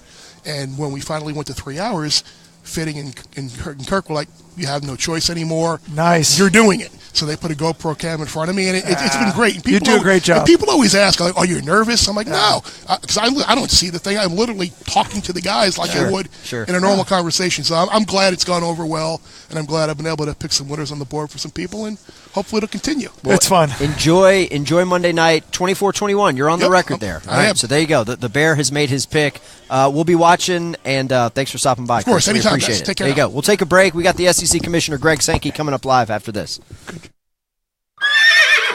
I'm a one-trick pony. Literally. I show up at kids' parties and act cute. That's pretty much it. So excuse me for being bitter when Geico says not only could we save you money on car insurance, but we do more. Like give you 24/7 access online, over the phone, or even via our award-winning mobile app. Well, ooh la la. Aren't they multi-talented?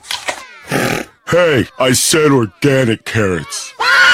Geico. Expect great savings and a whole lot more. Previously on Holding Court with me, Gino Auriemma. Why Duke over Kentucky? What was the deciding factor? Coach allowed me to be number one, which he's never done before. I was the first player ever in Duke history to wear number one. He gave it to me on the top of the Duke Chapel. And he brought, and it just understanding that this is an opportunity for me to be prime time every single night. And I felt like that was the best place to do it. Catch all the episodes by searching Holding Court with Gino Auriemma on iTunes and follow us on Twitter at Gino Podcast. Every Saturday, college football fans flock to stadiums across the country, and they cheer on their teams with endless passion and energy. Chances are the next person your business needs to hire is in the stands somewhere. Well, how do you find them? Here's the smartest way. Go to ZipRecruiter. With just one click, you can post your job to over 100 job boards. Then, ZipRecruiter's matching technology identifies relevant talent fast. 80% of employers who post on ZipRecruiter get a quality candidate through the site within 24 hours. And your ZipRecruiter dashboard helps keep everything in one place, so it's easy to review and rank the candidates with the best experience. Passionate, driven talent is out there, and now you have the tools to find it. Choose the smartest way to hire. ZipRecruiter, preferred job site of college fans everywhere. For your free trial, go to ZipRecruiter.com/football. ZipRecruiter.com/football. Once again, for a free trial, go to ZipRecruiter.com/football.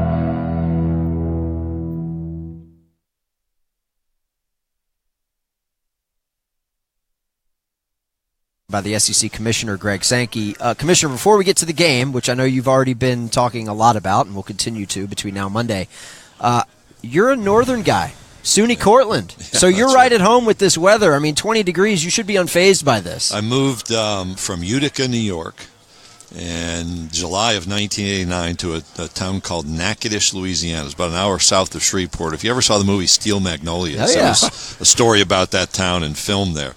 It was hotter than I'd ever been. I would run in the morning, and it was hotter running at 6 a.m. than it was at like 4 p.m. in upstate New York. We didn't have air conditioning in our car. I was making $500 a month as an intern. So it's I've spent a lot of time in the South. In fact, actually most of my life now. But I still remember those winters. And Monday's forecast, I think 41 and rain. So, we're in the Benz. We've got a dome, climate controlled, so it shouldn't affect the game. Well, if you remember last year in Tampa, I walked out of the hotel Sunday to go participate in some of the activities, and it was bitter cold, in Tampa. So. Two coldest days of the year, I think. I mean, we were at the game last year as well, and it was so cold. But you know what? Inside is awesome, and you've got two SEC teams. This has got to be a dream come true. I mean, for you to have your conference represented in a way where it wasn't picked by a computer or anything else. They won their way into this game. Right, and it's we in the college football playoff and all of the participating conferences agreed to a format and a process, and that process involves the entirety of the regular season. And I was just a few blocks from where we're sitting at the Hyatt Regency in Atlanta the day after our championship game, and I didn't know. I learned literally as the rest of America learned from the selection show that Alabama was picked fourth. And so that's one step. Yep. And obviously had lost the one game against Auburn, and Auburn had a great season. And then you go forward to have to play another game. So when this happened in 2011, it was all selection. You go right into the game. Here, there's a game in between that national championship game. And I had the privilege of attending the Rose Bowl, and the intensity around that game, particularly the finish, was certainly memorable. What was it like to be at the Rose Bowl and see, Wayne was there, by some reports, maybe a 65-70% Georgia turnout inside of that massive stadium. What was that like as the SEC commissioner to see so many Bulldogs making the trip west to a venue they hadn't been at since the 40s? Right. Both congratulations for the representation to the University of Georgia and its fan base, but I was in South Bend as well for the Notre Dame game. So you saw it. And as I walked in, I was with a friend drove me down from the Chicago area, and we parked, and as I started walking in, I was like blown away, first by the number of people who recognized me, and then by the amount of red. And then when you got into the stadium, you're like, wow. So felt a little bit like that, plus more, and I think it shows the great pride and passion around our football programs, and Georgia was the one out in Pasadena, and so the representation was just outstanding. I feel like the committee had an impossible task. I just think with the conference champions, and this year with having two conferences left out, And after watching USC and Ohio State play each other, do you feel for Ohio State at all? I mean, I know this is a competitive world, but do you feel for them? I mean, they looked really good in their game. I'm sure they still have an argument for we should have been the team.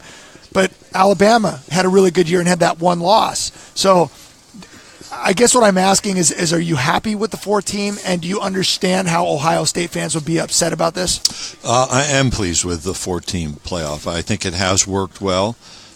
The decision was made up front that it would be 4 best teams. Right.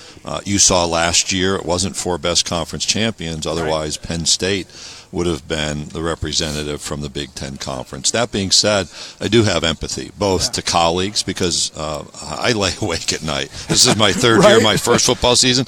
There are 2 things. That we'd have empty seats in the Georgia Dome for our championship game, which we had a complete and total sellout. And then, after all of our success, that would be the year we wouldn't participate in the college football playoff.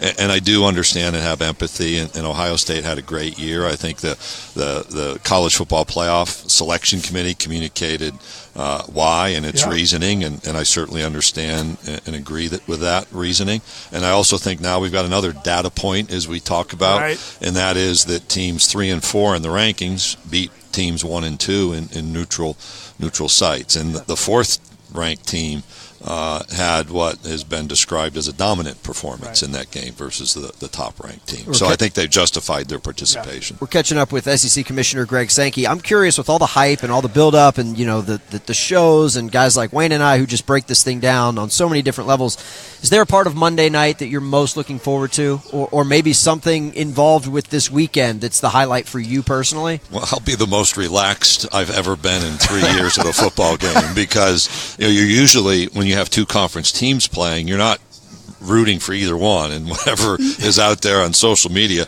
I don't have a dog in the fight when it's 2, not a dog in the fight. That's probably, somebody will write about that now because of the Georgia Bulldogs. But you just watch, and you're attentive to officiating, you're attentive to other issues. When I'm at a game, I don't have the ability to just watch a conference game. And then when I'm at a non-conference game, now I'm tied up in wanting my team to win, and the bowl games last week, wanting my teams to win. So I'll be back in the neutral. I'll have a green tie on. I wore pink today. Maybe pink will make an appearance. And it's not my officials in the game. Who is officiating the game? Do we know yet? I'm sure somebody does, but I'm not focused on that, actually. And the game management's taken care of by the college football playoff, so I'll enjoy that reality. I'll tell you what's special for me, and I'm intentional about this, particularly at the end of the year. I will go find a place on the sideline and stand for kickoff. Right. And just enjoy probably the first 2 series. So I'll meet and greet before the game, and then I'll just take about 10 minutes. And it's actually one of the most peaceful moments every week for me. And I do that on Saturdays habitually, because this is now, I think, my 22nd football game involving an SEC team this year. When you look at the entirety of the conference, obviously the top, this is where you want to be. It doesn't get any better. Every conference wants this. What are your goals for everybody? I mean, obviously there's going to be the power, and then there's the rest. And some people have argued the bottom of the SEC struggled this year. I'm curious about that. And then I'm also curious what you think about salaries of coaches at this point, especially like Jimbo Fisher going to A&M, and I know Saban gets paid a lot. What are your thoughts on both of those things? I'll take big picture first. When I interviewed, I said, here's the vision. We want to graduate every student-athlete we invite onto one of our campuses, everyone. And if they leave early, like they do, let's bring them back. John Wall is a great example of that at Kentucky. Right. We want to win every championship, period. Yeah. I mean, that's easy to explain. Yep. And I want to do it with integrity. And I am frustrated and angry when we have these NCAA problems. The messaging is we never want to return a championship trophy, take down a championship banner, because we can't follow the rules or meet the NCAA's academic expectations. We stub our toe from time to time, but we need to overcome those, period. If we do those 2 things really well, it's like a math equation. If you educate well and compete successfully, people pay attention. We have an opportunity to change the world. And we have examples of that. We'll have a special ad running during the game Monday evening where we show some of that, particularly around the University of Tennessee athletic program, some special things they did in Southeast Asia. Now, in football, people want me to keep improving our football, so I got to figure out how to get 3 teams in the college football playoff, right? Right. I think what you want is very successful early part of the season in non-conference games, because one of the lessons for every team even those that have a lot of angst right now about where they were in the rankings, is challenge yourself in your non-conference schedule if you're not challenged with your conference schedule. We had to make that adjustment in men's basketball. 2 years ago, we had 2 top 50 programs. So we have changed our scheduling policy and demanded our schools play tough non-conference games, some of them on the road, some of them at neutral sites. We win some, we lose some. And lo and behold, we're sitting here with 6 of the top 30 in the NCAA's RPI in men's basketball. So we've made progress. So that lesson's there for football. So you want to have great success in the early part of the season for non-conference games. And when you get to postseason, you want to have success. Bowl games are different. Motivation's different. Focus is different. But you certainly want to be relevant in the national championship conversation. And I told you my goal is to win every championship. So, you understand the vagaries of competition. Ball bounces a different way here, penalty flag there, and outcomes can be different. And then in between, you want to have great, compelling competition in the conference season. And I'm going to win half of those conference games, and I'm going to lose half of those conference games. You want to keep your officiating improving. We've adapted through the use of technology, through instant replay. We had half of the most highly rated football games from a television standpoint of the top 25 this year, and I think we've met those goals actually this season. So I'm already thinking about next year. Monday's done, relatively speaking, and we're thinking about next year. We've already met, and we'll meet again on Thursday of next week for planning purposes. I'll let you go on this one, Commissioner. A year from now, we're going to be in Santa Clara, Levi's Stadium for the national championship game. True or false? You're trying to book U2 for the halftime show at that game. I tried this year, and this would have been the year. I already have 2 sets of tickets for the Songs of Experience tour. I went and saw them in Dublin. I actually saw them 3 times this past summer. The Dublin experience was just phenomenal. It's one of those bands that I've kind of grown up with, late 70s, early 80s. Is when Did you stop by the Joshua Tree on your way out to Pasadena? No. We flew right into L.A. and had a driver take us right to Pasadena. Yeah, I was hopeful. I thought this year, man, they've got that new album. Maybe you could attract them, but that's somebody else's job. Well, I'm more focused on the teams participating. Understood. Well, we'll let you go, but we do appreciate the time and enjoy the game on Monday. Should be a lot of fun. I certainly will. Thank you, and I'm really proud of this great conference. There you go. SEC Commissioner Greg Sankey. We'll take a break. We're back with more here on College Sports Now. Last time on College Sports Now. Yeah, I know about your takes on deer. You've been letting everybody on your Twitter page know how you feel about deer. They are the worst. You're the hunter in the Bambi movie. That's how you feel about deer. They are the biggest pest that I battle on a daily basis. Listen to College Sports Now, 10 a.m. to noon Eastern Time, Monday through Friday, exclusively on TuneIn, and follow along on Twitter @CSNowTweets. Listen to College Football Now, free all season long on TuneIn. Turn the world's most refreshing beer into courtside cheers. Get the Coors Light XP app to start earning points towards one-of-a-kind experiences and rewards, like exclusive access to your favorite sporting events and Coors Light gear. Coors Light XP. Download it from the App Store today. No purchase necessary in select states. Rewards subject to availability while supplies last. 50 US/DC 21 plus only. See terms in-app and at CoorsLight.com/XP. Great beer, great responsibility. 2017 Coors Brewing Company, Golden, Colorado. You couldn't miss that wedding, birthday party, or whatever event you felt obligated to attend. So you missed the game. And more importantly, the game program. Not to worry. IMGProducts.net has got you covered with official programs and yearbooks from many of the nation's top schools, plus conference and NCAA championships. Visit IMGProducts.net to browse the hundreds of publications available. IMGProducts.net. We've got you covered. Previously on Holding Court with me, Gino Auriemma. Would you be in favor of any equipment changes in the game right now? We need to do something about the golf ball. If they want to have a championship venue, they've got to be 74 to 7,800 yards long. If the game keeps progressing the way it is, the 8,000-yard golf course is not too far away. And that's pretty scary. We don't have enough property to start designing these type of golf courses. Catch all the episodes by searching Holding Court with Gino Auriemma on iTunes and follow us on Twitter @GinoPodcast. Georgia, Alabama. This is College Sports Now at the SEC Championship. The College Football National Championship. Here's Stephen Hartzell. Are you sure this is the right script? There's a pretty big football game on Monday night. Georgia, Bama, the Natty. We are here. We are live in Atlanta. We're getting ready for Monday night's game alongside Wayne Cook. I'm Stephen Hartzell. Appreciate you joining us however you might be listening. We are on the TuneIn mobile app, obviously. We're on TuneIn every show, but we're also streaming on Facebook Live, facebook.com/collegesportsnow. We just had SEC Commissioner Greg Sankey, We had Chris the Bear Felica from ESPN. A-listers for you, Wayne. I mean, we're trying. This is awesome. We're just trying to take care of you. That's all. What I love is I love the intelligence of our guests.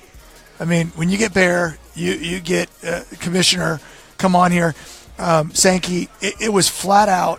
You could just feel that these guys know exactly what they want to say. You're just giving the Bear a compliment because you agree with his pick. You know what? I like the fact that he's I like good people. And we just had. I mean, what does that mean? I'm not sure about you yet. I'm still trying to figure it out. But can't you tell when you're around good people that they're just good people? Yeah. Yeah. It's to me. If you don't have that, I mean, I feel like Waldman. He's a good guy. Oh, please. You on the other hand, I'm still not quite sure yet. He's never driven you around. I'm not sure about you yet. By the way, Waldman is a great producer. Driver, buckle up. Okay, the guy is. Zach is the guy, and everyone who drives on the highway knows exactly who I'm talking about here. Zach is the guy on the highway that he's tweeting while he's driving. No, well, but he's doing 54 miles an hour in the left lane while texting. Yeah. Oh, now you feel like you need to come. You don't on have and to defend spit out the yourself, gum. Zach? You can talk with gum in your mouth. It's all right. Is that a misrepresentation of how you drive? I've just always said you're really tough in the car because you're falling asleep so early in the game. You know, it's difficult to focus on the road. We don't have a companion. If I was driving the car, I would want my guest to not talk my head off for 7 hours. That's just me, though. Which is why we don't travel long distances together? Long trips, though, you need that extra voice in the car to bounce ideas off of. I got a lot of things to say. So you're deflecting right now, but the real issue about you going 54 in the left lane while people are literally cutting you off. You're the fast lane guy that drives real slow because you can't do that. Yeah.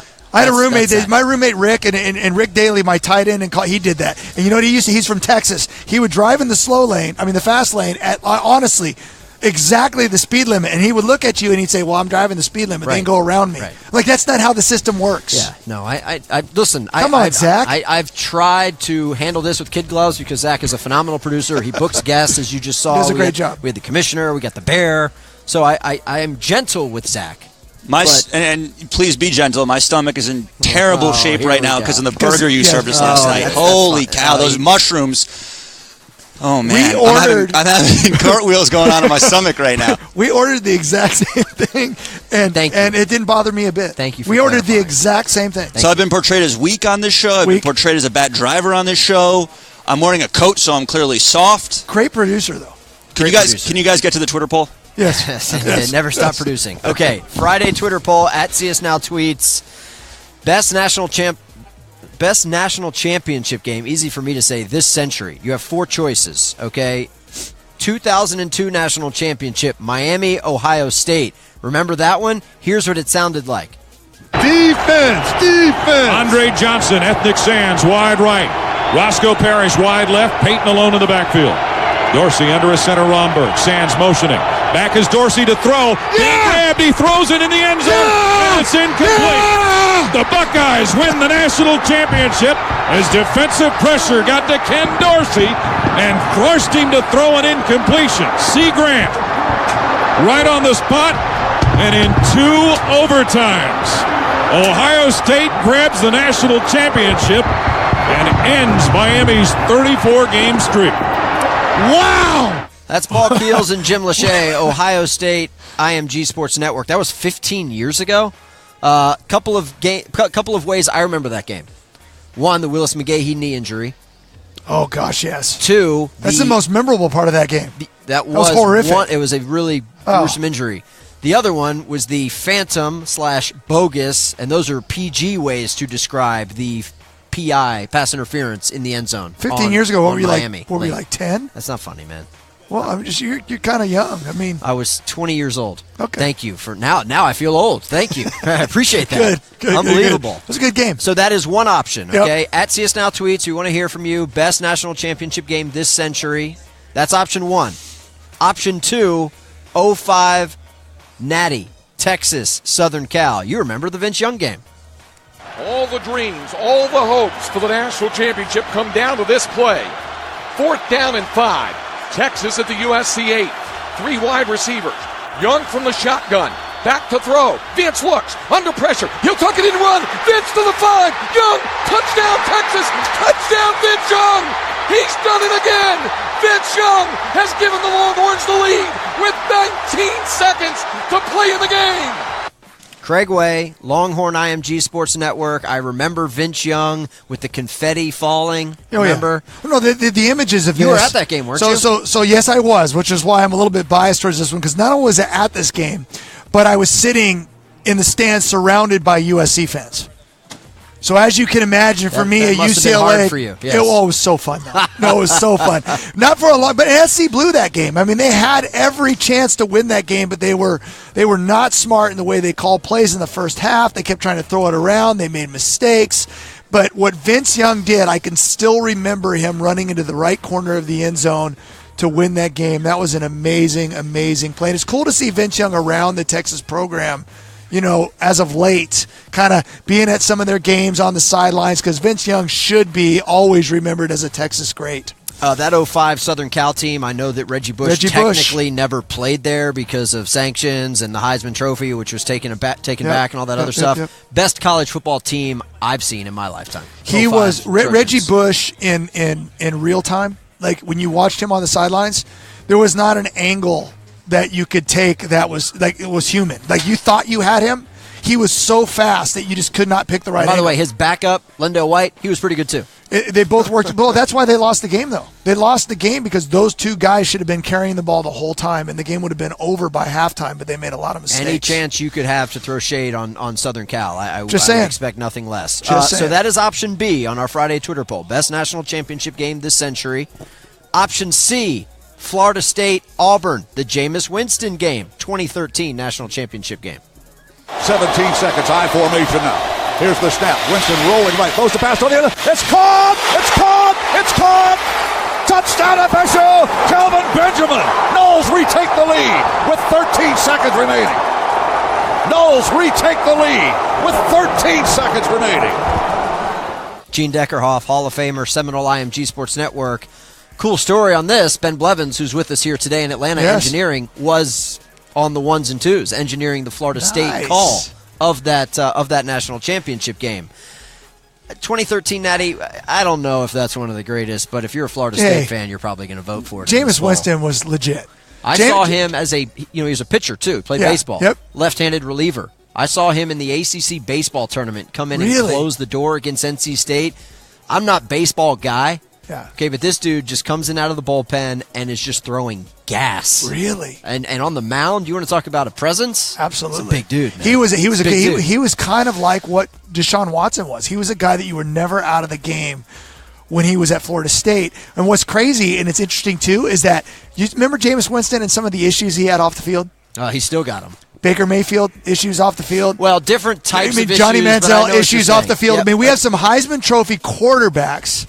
Didn't he walk out with like was it lobster or crab or something weird? He stole crab legs from a Publix. Yes. Yeah, True story did happen. And I'm not saying that college kids don't do dumb things. Trust me, before social media, I'm sure that I was doing some dumb things in college. Crab legs are. I mean, Alaskan king crabs. So you're justifying it? No, I'm not. But the idea is that we have some big time college quarterbacks that are getting in trouble. So for all the young men, and now Jameis is making some money playing for Tampa. He's also eating the W. Johnny's going to be going to Canada. Is that true? And then Manziel, his rights are owned by some Saskatchewan Roughriders or something. I don't know. And who knows? Toronto Argonauts. Did you see our man Baker Mayfield at a Clipper game having a beer with his girlfriend? I did not. Yeah, good for him. No, it was. He's of age. It was great. He looked like he was having a blast. If I had gotten beat by Georgia in the Rose Bowl, I'd probably have a beer too. Okay, I'd probably need one after how that went. So that's the option. That's the third option on our Twitter poll. Our fourth and final option. We went in the Wayback Machine to a year ago at this time. Alabama, Clemson, the rematch. That guy Deshaun Watson late in the game making plays. Deshaun Watson checks up under center. Takes a snap, goes to a knee, and there it is! Clemson paints the college football world orange here in 2016. Don Munson, Clemson Radio Network. The Tigers, it should be noted, broke a very long drought. They hadn't won a national championship since 81, I believe. Right. Server will correct me in studio because he's a Clemson diehard. But, yeah, Clemson last year broke a long championship drought. It had been since 81. They got their chip.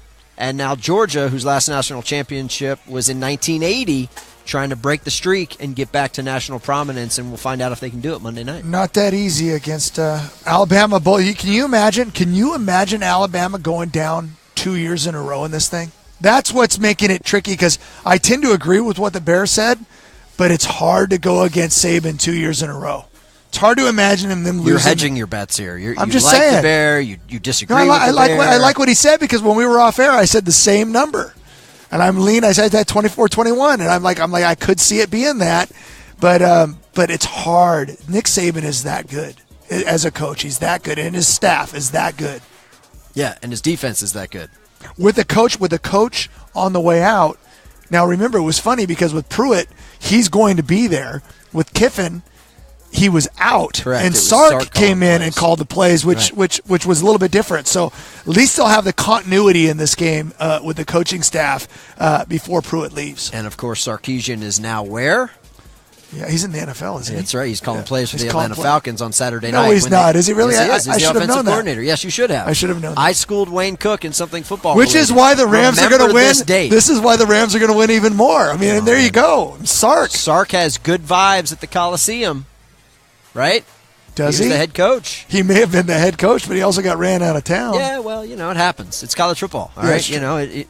There's not a lot of coaches with longevity. Saban, Bill Snyder, for the most part, I mean, they're turning them over every 3 to 5 years. That's just the state of college football. The days of the coaches, the Joe Paternos over the world, they're not going to it's not going to happen anymore. Yeah. I mean, Saban's going to be able to coach as long as he wants, but remember, Les Miles was a national champion and he got ran out of town. Mac Brown was a national champion and he got ran out of town. So then nowadays you have to win. You can't have more than 3 years in a row, I think, even if you're a national championship coach. Gene Chizik won a national championship, and granted, I understand it was with a freak of nature at quarterback, but the guy was unemployed 2 years later. Yeah. I mean, and Auburn and the SEC, they eat their young. I get all of that. But that's still, the world we live in. It is. What have you done for me lately? Yep. And by lately, I mean, 18 months ago. Zach Waldman tells us that all the time. What? He says, shape up or you'll be gone. Oh, please, come on. Tells me. Somebody on Facebook asked if Waldman was wearing a satin shirt. I mean, the guy, he puts on a headset and he gets blasted. So that's pretty much how that goes. Par for the course.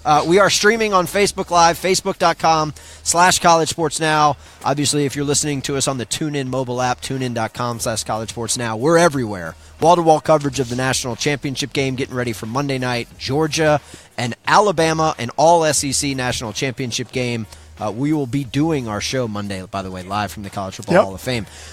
So, again, at CS Now Tweets, we want to hear from you. Most popular, best national championship game of this century. You got 4 choices. If you want to see the Gene Deckerhoff call, we've got the video synced up to that audio of the game-winning touchdown. Was it Jameis Winston to Kelvin Benjamin, 2013? Go to our IMG Audio Twitter page, handle, whatever it's called, at IMG Audio. You'll see it pinned at the top of the page. That's a lot of social media right there. reads you go okay? that Waldman wanted me to cram into this segment because he's just producing and he's pulling the strings, literally, like the puppet master over there. We got Phil Steele calling in, okay, the Godfather. We talked to him all year. He can't be with us here in Atlanta, but he's going to be calling in and giving us his national championship game preview. We'll take a timeout. We'll talk to the Godfather, Phil Steele, live here on College Sports Now after this. You couldn't miss that wedding, birthday party, or whatever event you felt obligated to attend. So you missed the game. And more importantly, the game program. Not to worry. IMGProducts.net has got you covered with official programs and yearbooks from many of the nation's top schools, plus conference and NCAA championships. Visit IMGProducts.net to browse the hundreds of publications available. IMGProducts.net. We've got you covered. Computer, execute 12.4p operation. Optimizing algorithm. Running encryption packet alpha 990. Oh, I don't feel so good. What is it, computer? Is it hot in here? It feels hot in here. I feel a little clammy. I should lie down or something. A computer with a virus? Surprising. What's not surprising? How much you could save by switching to Geico. Those oysters Rockefeller were a mistake. Geico. 15 minutes could save you 15% or more. College football programs know the importance of recruiting. If they want to compete at the highest level, they need to bring on the best talent.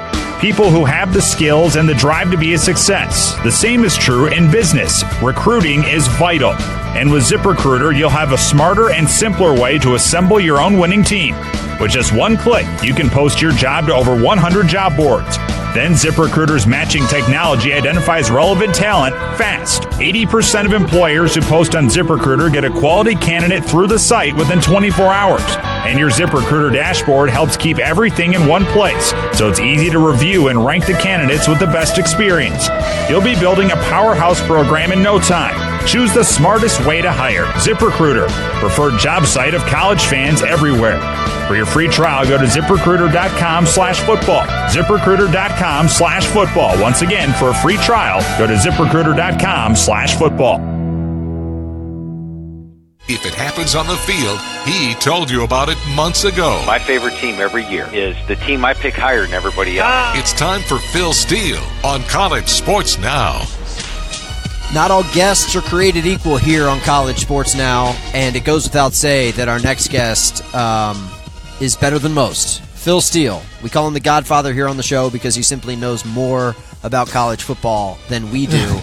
Phil, it's Stephen Hartzell and Wayne Cook. We're here in Atlanta. We are freezing our respective tukas off because it is very, very cold.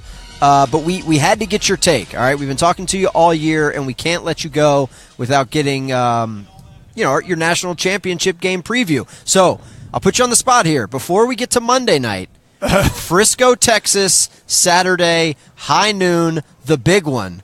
North Dakota State, James Madison University hooking up for the FCS National Championship game. Phil Steele, talk to me. What do you got? Well, a title game of all title games, huh? You got the defending champ JMU coming in with a 26-game winning streak against North Dakota State, the team that just simply, the title was theirs every year until last year, and they lost it. JMU undefeated. North Dakota State did slip up at South Dakota State. I mean, both teams have excellent defenses. JMU number one in the FCS in scoring defense, number 3 in total defense, but they have faced 913 plays this year. They're only allowing 3.85 yards per play. North Dakota State, while number 1 in total defense, has only faced 814 plays. They're giving up 4.1. I like JMU's pass rush. They have 49 sacks on the year, but their offensive line's giving up 32. My computer's got North Dakota State winning the game by 4, but I like the underdog here. I think it's going to be a lower scoring game. Two exceptional defenses, two teams that don't want to, give the other team any benefit with the turnover. So I like under 48 probably is my top play, and I'll lean with James Madison plus the 4. I think it's going to be a great game and come right down to the wire. Phil, Steven's taking notes. He has a pad out. He's writing stuff down. He's making check marks. Do you want to ask a follow-up question before I ask him a real question? Oh, so now we've completely flipped roles. Would you like to ask a follow-up question? Listen, Phil, we got 2 football games left on the calendar. I know you'll be locked in on Saturday at noon. You will be watching that game, correct? Oh, absolutely, yeah. And I'm looking forward to it because to me the suspense is there. Yeah. Can North Dakota State reclaim its title? Will James Madison's win streak roll on? I think we got ourselves a heck of a football game, and I love defensive football. We got 2 of the best defenses out there. There you go. That's awesome. I'm just joking. I'm watching yours, it. I'm watching. Okay, so you do you. Instead of just letting you go and amaze us with your knowledge on this game here, Phil, I'm going to ask you to pick. I'm going to pick three things, and you have to give me a player. I want you to give me the best quarterback in this game, the best running back in this game, and the best defensive player in this game. Good question. Very good question. Quarterback, I'm going to go with Brian Shore of James Madison. He's got more Slow down. this year. I know Easton Stick played last year. Go ahead. No, Phil, I'm sorry. I did not pose this correctly. I would love to ask you that same question, but for the other game, Ohio State. I said Ohio State. Now I'm really a mess right now. Georgia and Alabama. Okay, so again, I apologize because look at you. You're so. He knows. You are so dialed in. You were gonna, and I know that Hartzell's mad I cut you off. But for the big one, for the national championship, QB, running back, and defensive player. Okay, well, for quarterback, I'm going to surprise you. Yeah, I'm going to take Jalen Hurts of Alabama, because when you look at Fromm, he does impress me more throwing the football. I like the fact though that Hurts has a 15-to-1 ratio this year. Yeah. And the thing is, if things break down, he can hurt you running the football. He's a much more dangerous runner. So I think Hurts is close passing-wise to Fromm. I know Fromm put on a great show against Oklahoma's defense, but a lot of teams have done that this year. But I like the running ability of Hurts, and that's where I give them the edge. Running backs, boy, I'm actually going to go. I rate Alabama the number 1 running back group in the country, and Georgia's right behind him at number 2. I'm going to go with Nick Chubb. I just love the way this guy runs the ball between the tackles, and it has that breakaway ability, but he can break a lot of tackles during the game. But there are so many exceptional running backs here. I mean, you couldn't go wrong picking Damian Harris, Bo Scarborough, Najee Harris, Sony Michel. So there's so many great running backs, but I'm going to lean with Nick Chubb a little bit there. And defensively, I'm going to go with Minkah Fitzpatrick, the outstanding safety of Alabama. I think that he's a guy that he proved earlier he can play linebacker, he can rush the quarterback, he can defend, he can play safety, he can play corner. This guy can do anything on the football field. So to me, the best defensive player out there is Minkah Fitzpatrick, but not far behind. Very impressive Roquan Smith at Georgia, linebacker. I think he's the best linebacker on the field. We're talking with Phil Steele. We've been doing it every week throughout the season. We would be remiss to not talk to him while we're here in Atlanta live doing our national championship game coverage. All right, Phil, the game itself. Go ahead. I'm sorry. What do you got? I want to break in. You guys said it was chilly there. What's the temperature in Atlanta? It is 20 degrees here, and it feels like it's about 2 degrees. It's very, very cold. Okay. It's very cold. Because here in Cleveland, it was 0 for a good portion of the day. So we're whining, right? We're being wimpy, aren't we? Yeah, that's fine. That's fine. Listen, it's a climate-controlled game on Monday night under the dome. I want to get your thoughts. The line's come down a little bit in the last couple of days. I don't know if that surprised you, but Alabama's still hanging around as about a 3.5, maybe 4-point favorite. The over-under is very low. It's sitting at 44 for the total. What do you make of this game against the number, Phil? What's your official preview? Well, I definitely lean with Alabama in this game. This is an Alabama team that, granted, they lost one of their top linebackers last week. Anthony Jennings had a great game against Clemson, then went down with about 3 minutes to go. He's going to miss this game. But I really like the fact that Mack Wilson has returned to the lineup after missing the start of the season. He got injured in week 1. He's back, and they've got 2 of their top linebackers back. That defensive line, I give the edge to Alabama. I'll take Payne and Hand and company over Georgia's defensive line. Linebacking core, Georgia, but secondary Alabama. Better defense to me goes Alabama. We talked about the quarterbacks before. I give the edge to Jalen Hurts. Offensive line, I'm going to give the edge to Alabama, and go with the experience-wise. Alabama's been here, done that, and they're out to get something that's probably bothered them an entire year. I mean, they lost to Clemson with 1 second left last year, and they were not the national champs. They want that national title back. We saw it against Clemson last week. I mean, Clemson got the majority of their 188 yards in the fourth quarter. They had under 100 yards early in the fourth quarter in that game. And I just think Alabama's the better team. They've been there, done that, and I'm going to stick with the Tide once again. I do think it'll be a lower-scoring game, much like the forecast is. In fact, my computer's got it at 44-45. It seems like an awful low total for a title game, but my best play here would be Alabama minus the 3.5 or minus the 4. One more for me, Phil. Last week in the Rose Bowl, special teams cost Oklahoma. The failed squib kick that led to a field goal and kind of lost momentum was amazing. Give me some special teams for this game, for Alabama, Georgia, and who do you think has the advantage? Well, actually, my rating said the two teams very close. And going back to what you just talked on, Wayne, when I talked to Gil Brandt, he's brought up to me many times. He's always said, you get that score right before the half, and it's a momentum changer. And it's ever since he told me he was very strong, and he must have told me that about 10 times before it finally hit me in the head. And I said, okay, I'm listening. And then you just follow. And then when I saw that right before the half, I'm like, Oklahoma's in trouble. And sure enough, second half is a completely different story. One player to really watch in the special teams, J.K. Scott, Alabama. Now, He has not had the type of season I expected. In fact, he's had a couple of off punts this year, but that's because your expectations for him are so high. I think he's one of the best punters in football. Blankenship's been very steady at the kicker, and both teams have dangerous return men. But to me, I think the special teams player of the game, picking him out in advance, will be J.K. Scott of Alabama, and I think he's going to give Alabama the special teams advantage. Yep. Boy, Alabama's kicking game always makes me nervous, especially in big games. Phil, I know you don't take any days off, all right, but you got to be a little somber that the end is nigh, right? I mean, we're on the doorstep of college football season essentially being over, and I know you're already working on the preview for next year, but it's been a lot of fun. Enjoyed having you on every week, so thank you.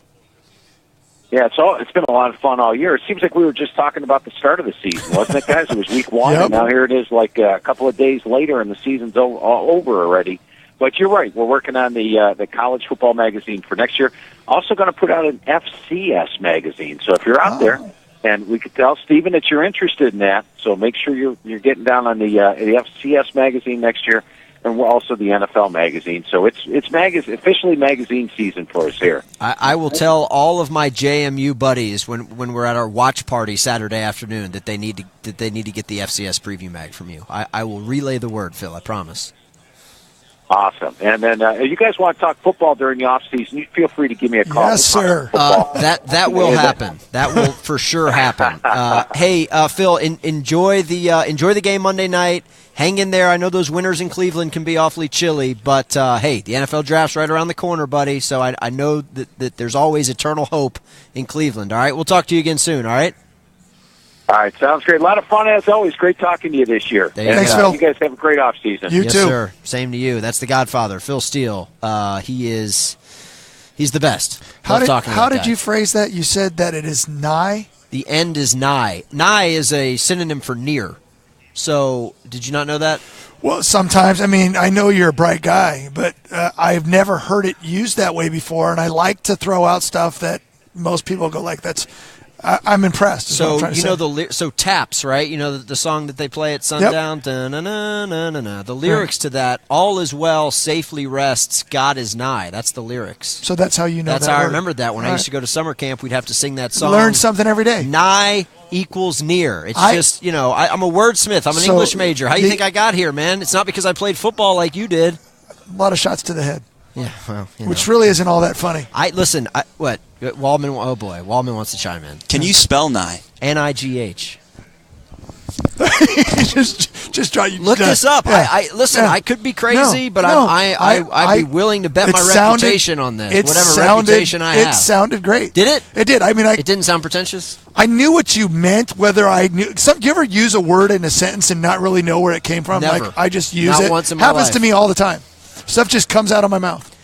You know shocking, right? You know, this is borderline. Like we're keeping this thing on the tracks now. But hey, this segment is nigh. Here we go. What are we doing? What are we doing? Oh boy! Listen, when Jansen and Wes Durham are up here Monday, it's gonna I'm just gonna kick back and just put my feet up and let you guys just go because I don't know how we're gonna get a word in. I really don't. I think you'll find a way. Yeah, I might have to. Yeah, you're in charge. All right, I'm going to look up nigh just to make sure that I didn't completely embarrass myself I believe you. On the interwebs. No, NIGH is completely right. I'm shocked. That I dropped that? Your vocabulary, it's unbelievable he doesn't now. He doesn't look that smart. It's a banner moment for him on the show.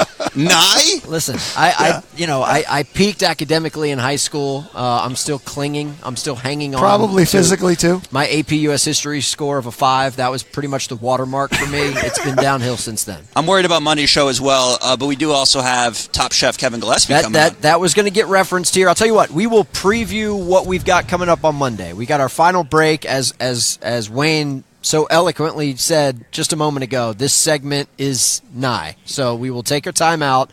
We'll come back. We'll wrap it up. It's been a fun show. It's been flying by. And we'll preview what we got coming up here on Monday. Turn the world's most refreshing beer into courtside cheers. Get the Coors Light XP app to start earning points towards one-of-a-kind experiences and rewards, like exclusive access to your favorite sporting events and Coors Light gear. Coors Light XP. Download it from the App Store today. No purchase necessary in select states. Rewards subject to availability while supplies last. 50 US/DC 21 plus only. See terms in-app and at CoorsLight.com/XP. Great beer, great responsibility. 2017 Coors Brewing Company, Golden, Colorado. Previously on Holding Court with me, Gino Auriemma. Kyrie Irving, you probably flew from Australia to the States, right? Oh, I did. You flew, right? Yeah, I flew. When I came over, we had to sail. You mean to tell me, like, if we'd have kept sailing, we would have fallen off the edge of the earth? I should have checked with you before we left Italy, because we might not have left if we'd have known we were going to fall off. Catch all the episodes by searching Holding Court with Gino Auriemma on iTunes, and follow us on Twitter at Gino Podcast. You couldn't miss that wedding, birthday party, or whatever event you felt obligated to attend. So you missed the game. And more importantly, the game program. Not to worry. IMGProducts.net has got you covered with official programs and yearbooks from many of the nation's top schools, plus conference and NCAA championships. Visit IMGProducts.net to browse the hundreds of publications available. IMGProducts.net. We've got you covered. Last time on College Sports Now. I want Baker to fold his shirt up more. I want him to go straight 1990s because you can see just a little bit of the slither of his gut. Remember the fat guys in the 90s? They used to just roll up their shirts and have their big old boiler hanging out. It was awesome. So if you're going to show it, show it. Listen to College Sports Now, 10 a.m. to noon Eastern Time, Monday through Friday, exclusively on TuneIn, and follow along on Twitter at CSNowTweets. Listen to College Football Now, free all season long on TuneIn. The winner of this game gets UCF. Back to Atlanta and College Sports Now at the College Football National Championship. Here again, Stephen Hartzell. Alongside Wayne Cook, former UCLA quarterback, who's bummed because he's not going to see spectacular quarterback play on Monday night. I'm Stephen Hartzell. Appreciate you tuning in. What do you mean? I am going to see. You always miss my point. Which maybe is my own fault. First of all, I don't always miss your point. Now we're painting in broad brushstrokes. I occasionally miss your point. I don't always miss your point. Both of these quarterbacks are really, really, really good. The problem with breaking down things is that we have to find. It's like when you're observed in your job. If everybody just tells you you're amazing all the time, you're never going to grow. We're asked to break down these quarterbacks. Why do you think I give Waldman such a hard time? Exactly. These two quarterbacks are at the top of their game. They're playing for a national championship. So if we base everything on the theory of you're only good, this is your world, by the way. You're only good. Okay. You're only good if you have a ring, right? If you win it all. Well, these guys are both right there. One of them's going to be nothing after this, and the other one's going to be a champion. One of them already is a champion. Well, Hurts. He's got one of these. Yeah. So that's. Listen, you're coming back on Monday to watch the webcast, to listen to the show. But don't say that I think that they're bad. I'm not giving my official pick. Did I say bad? By the way, I'm disappointed in myself, and I want to apologize to everybody listening. I was making fun of you with the word nigh, and then I used it incorrectly by saying the segment is nigh, which means the segment is near, right?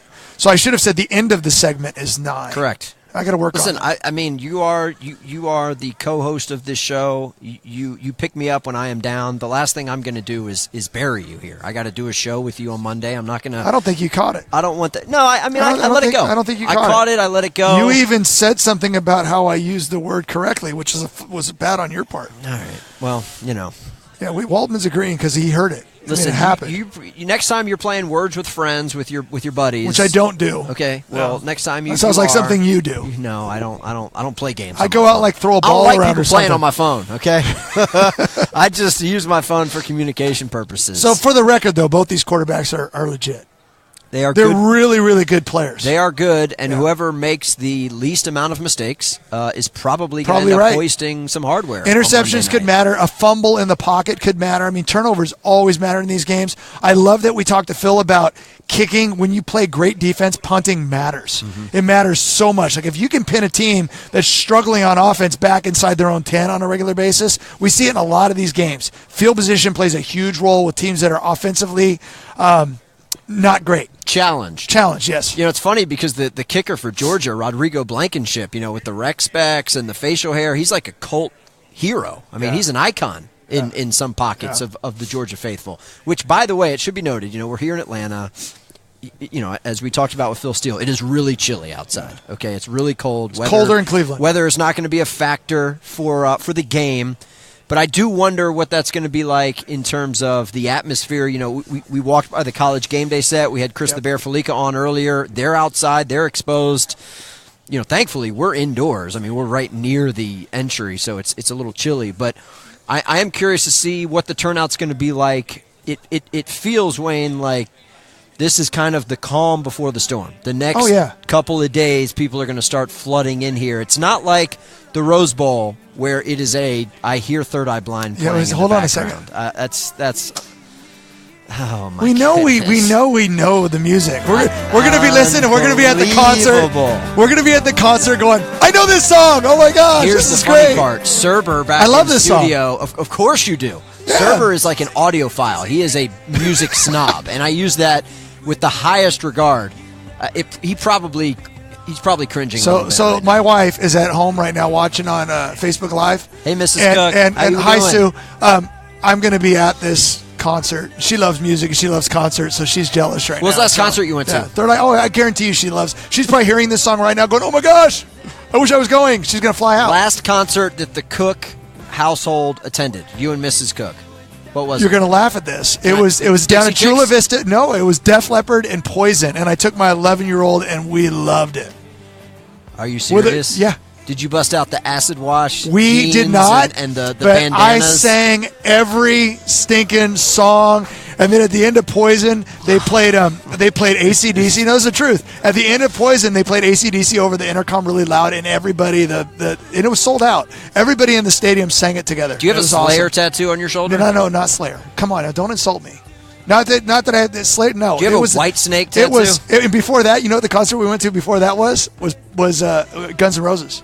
Oh my with goodness. Axl. Well, And- here's the thing, though. That's your wheelhouse. 80s hairband rock. and my son plays guitar. True or false? You drove a Camaro.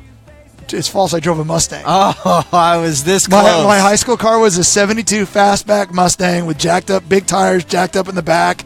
Couldn't see anything, so if I passed people, I had to floor it. It was awesome. Oh my Kidding me? goodness. It's amazing. Yeah. All of this happened because Serber started playing Third Eye Blind. We will be seeing Third Eye Blind on Sunday night at the IMG. What is it? A party, right? It's a national championship. I don't have the party. clothes for that, by the way. You guys, we got to go shopping. First of all, Waldman, do you want to chime in here? I mean, you're the best dressed guy here. Somebody said you're wearing a satin shirt.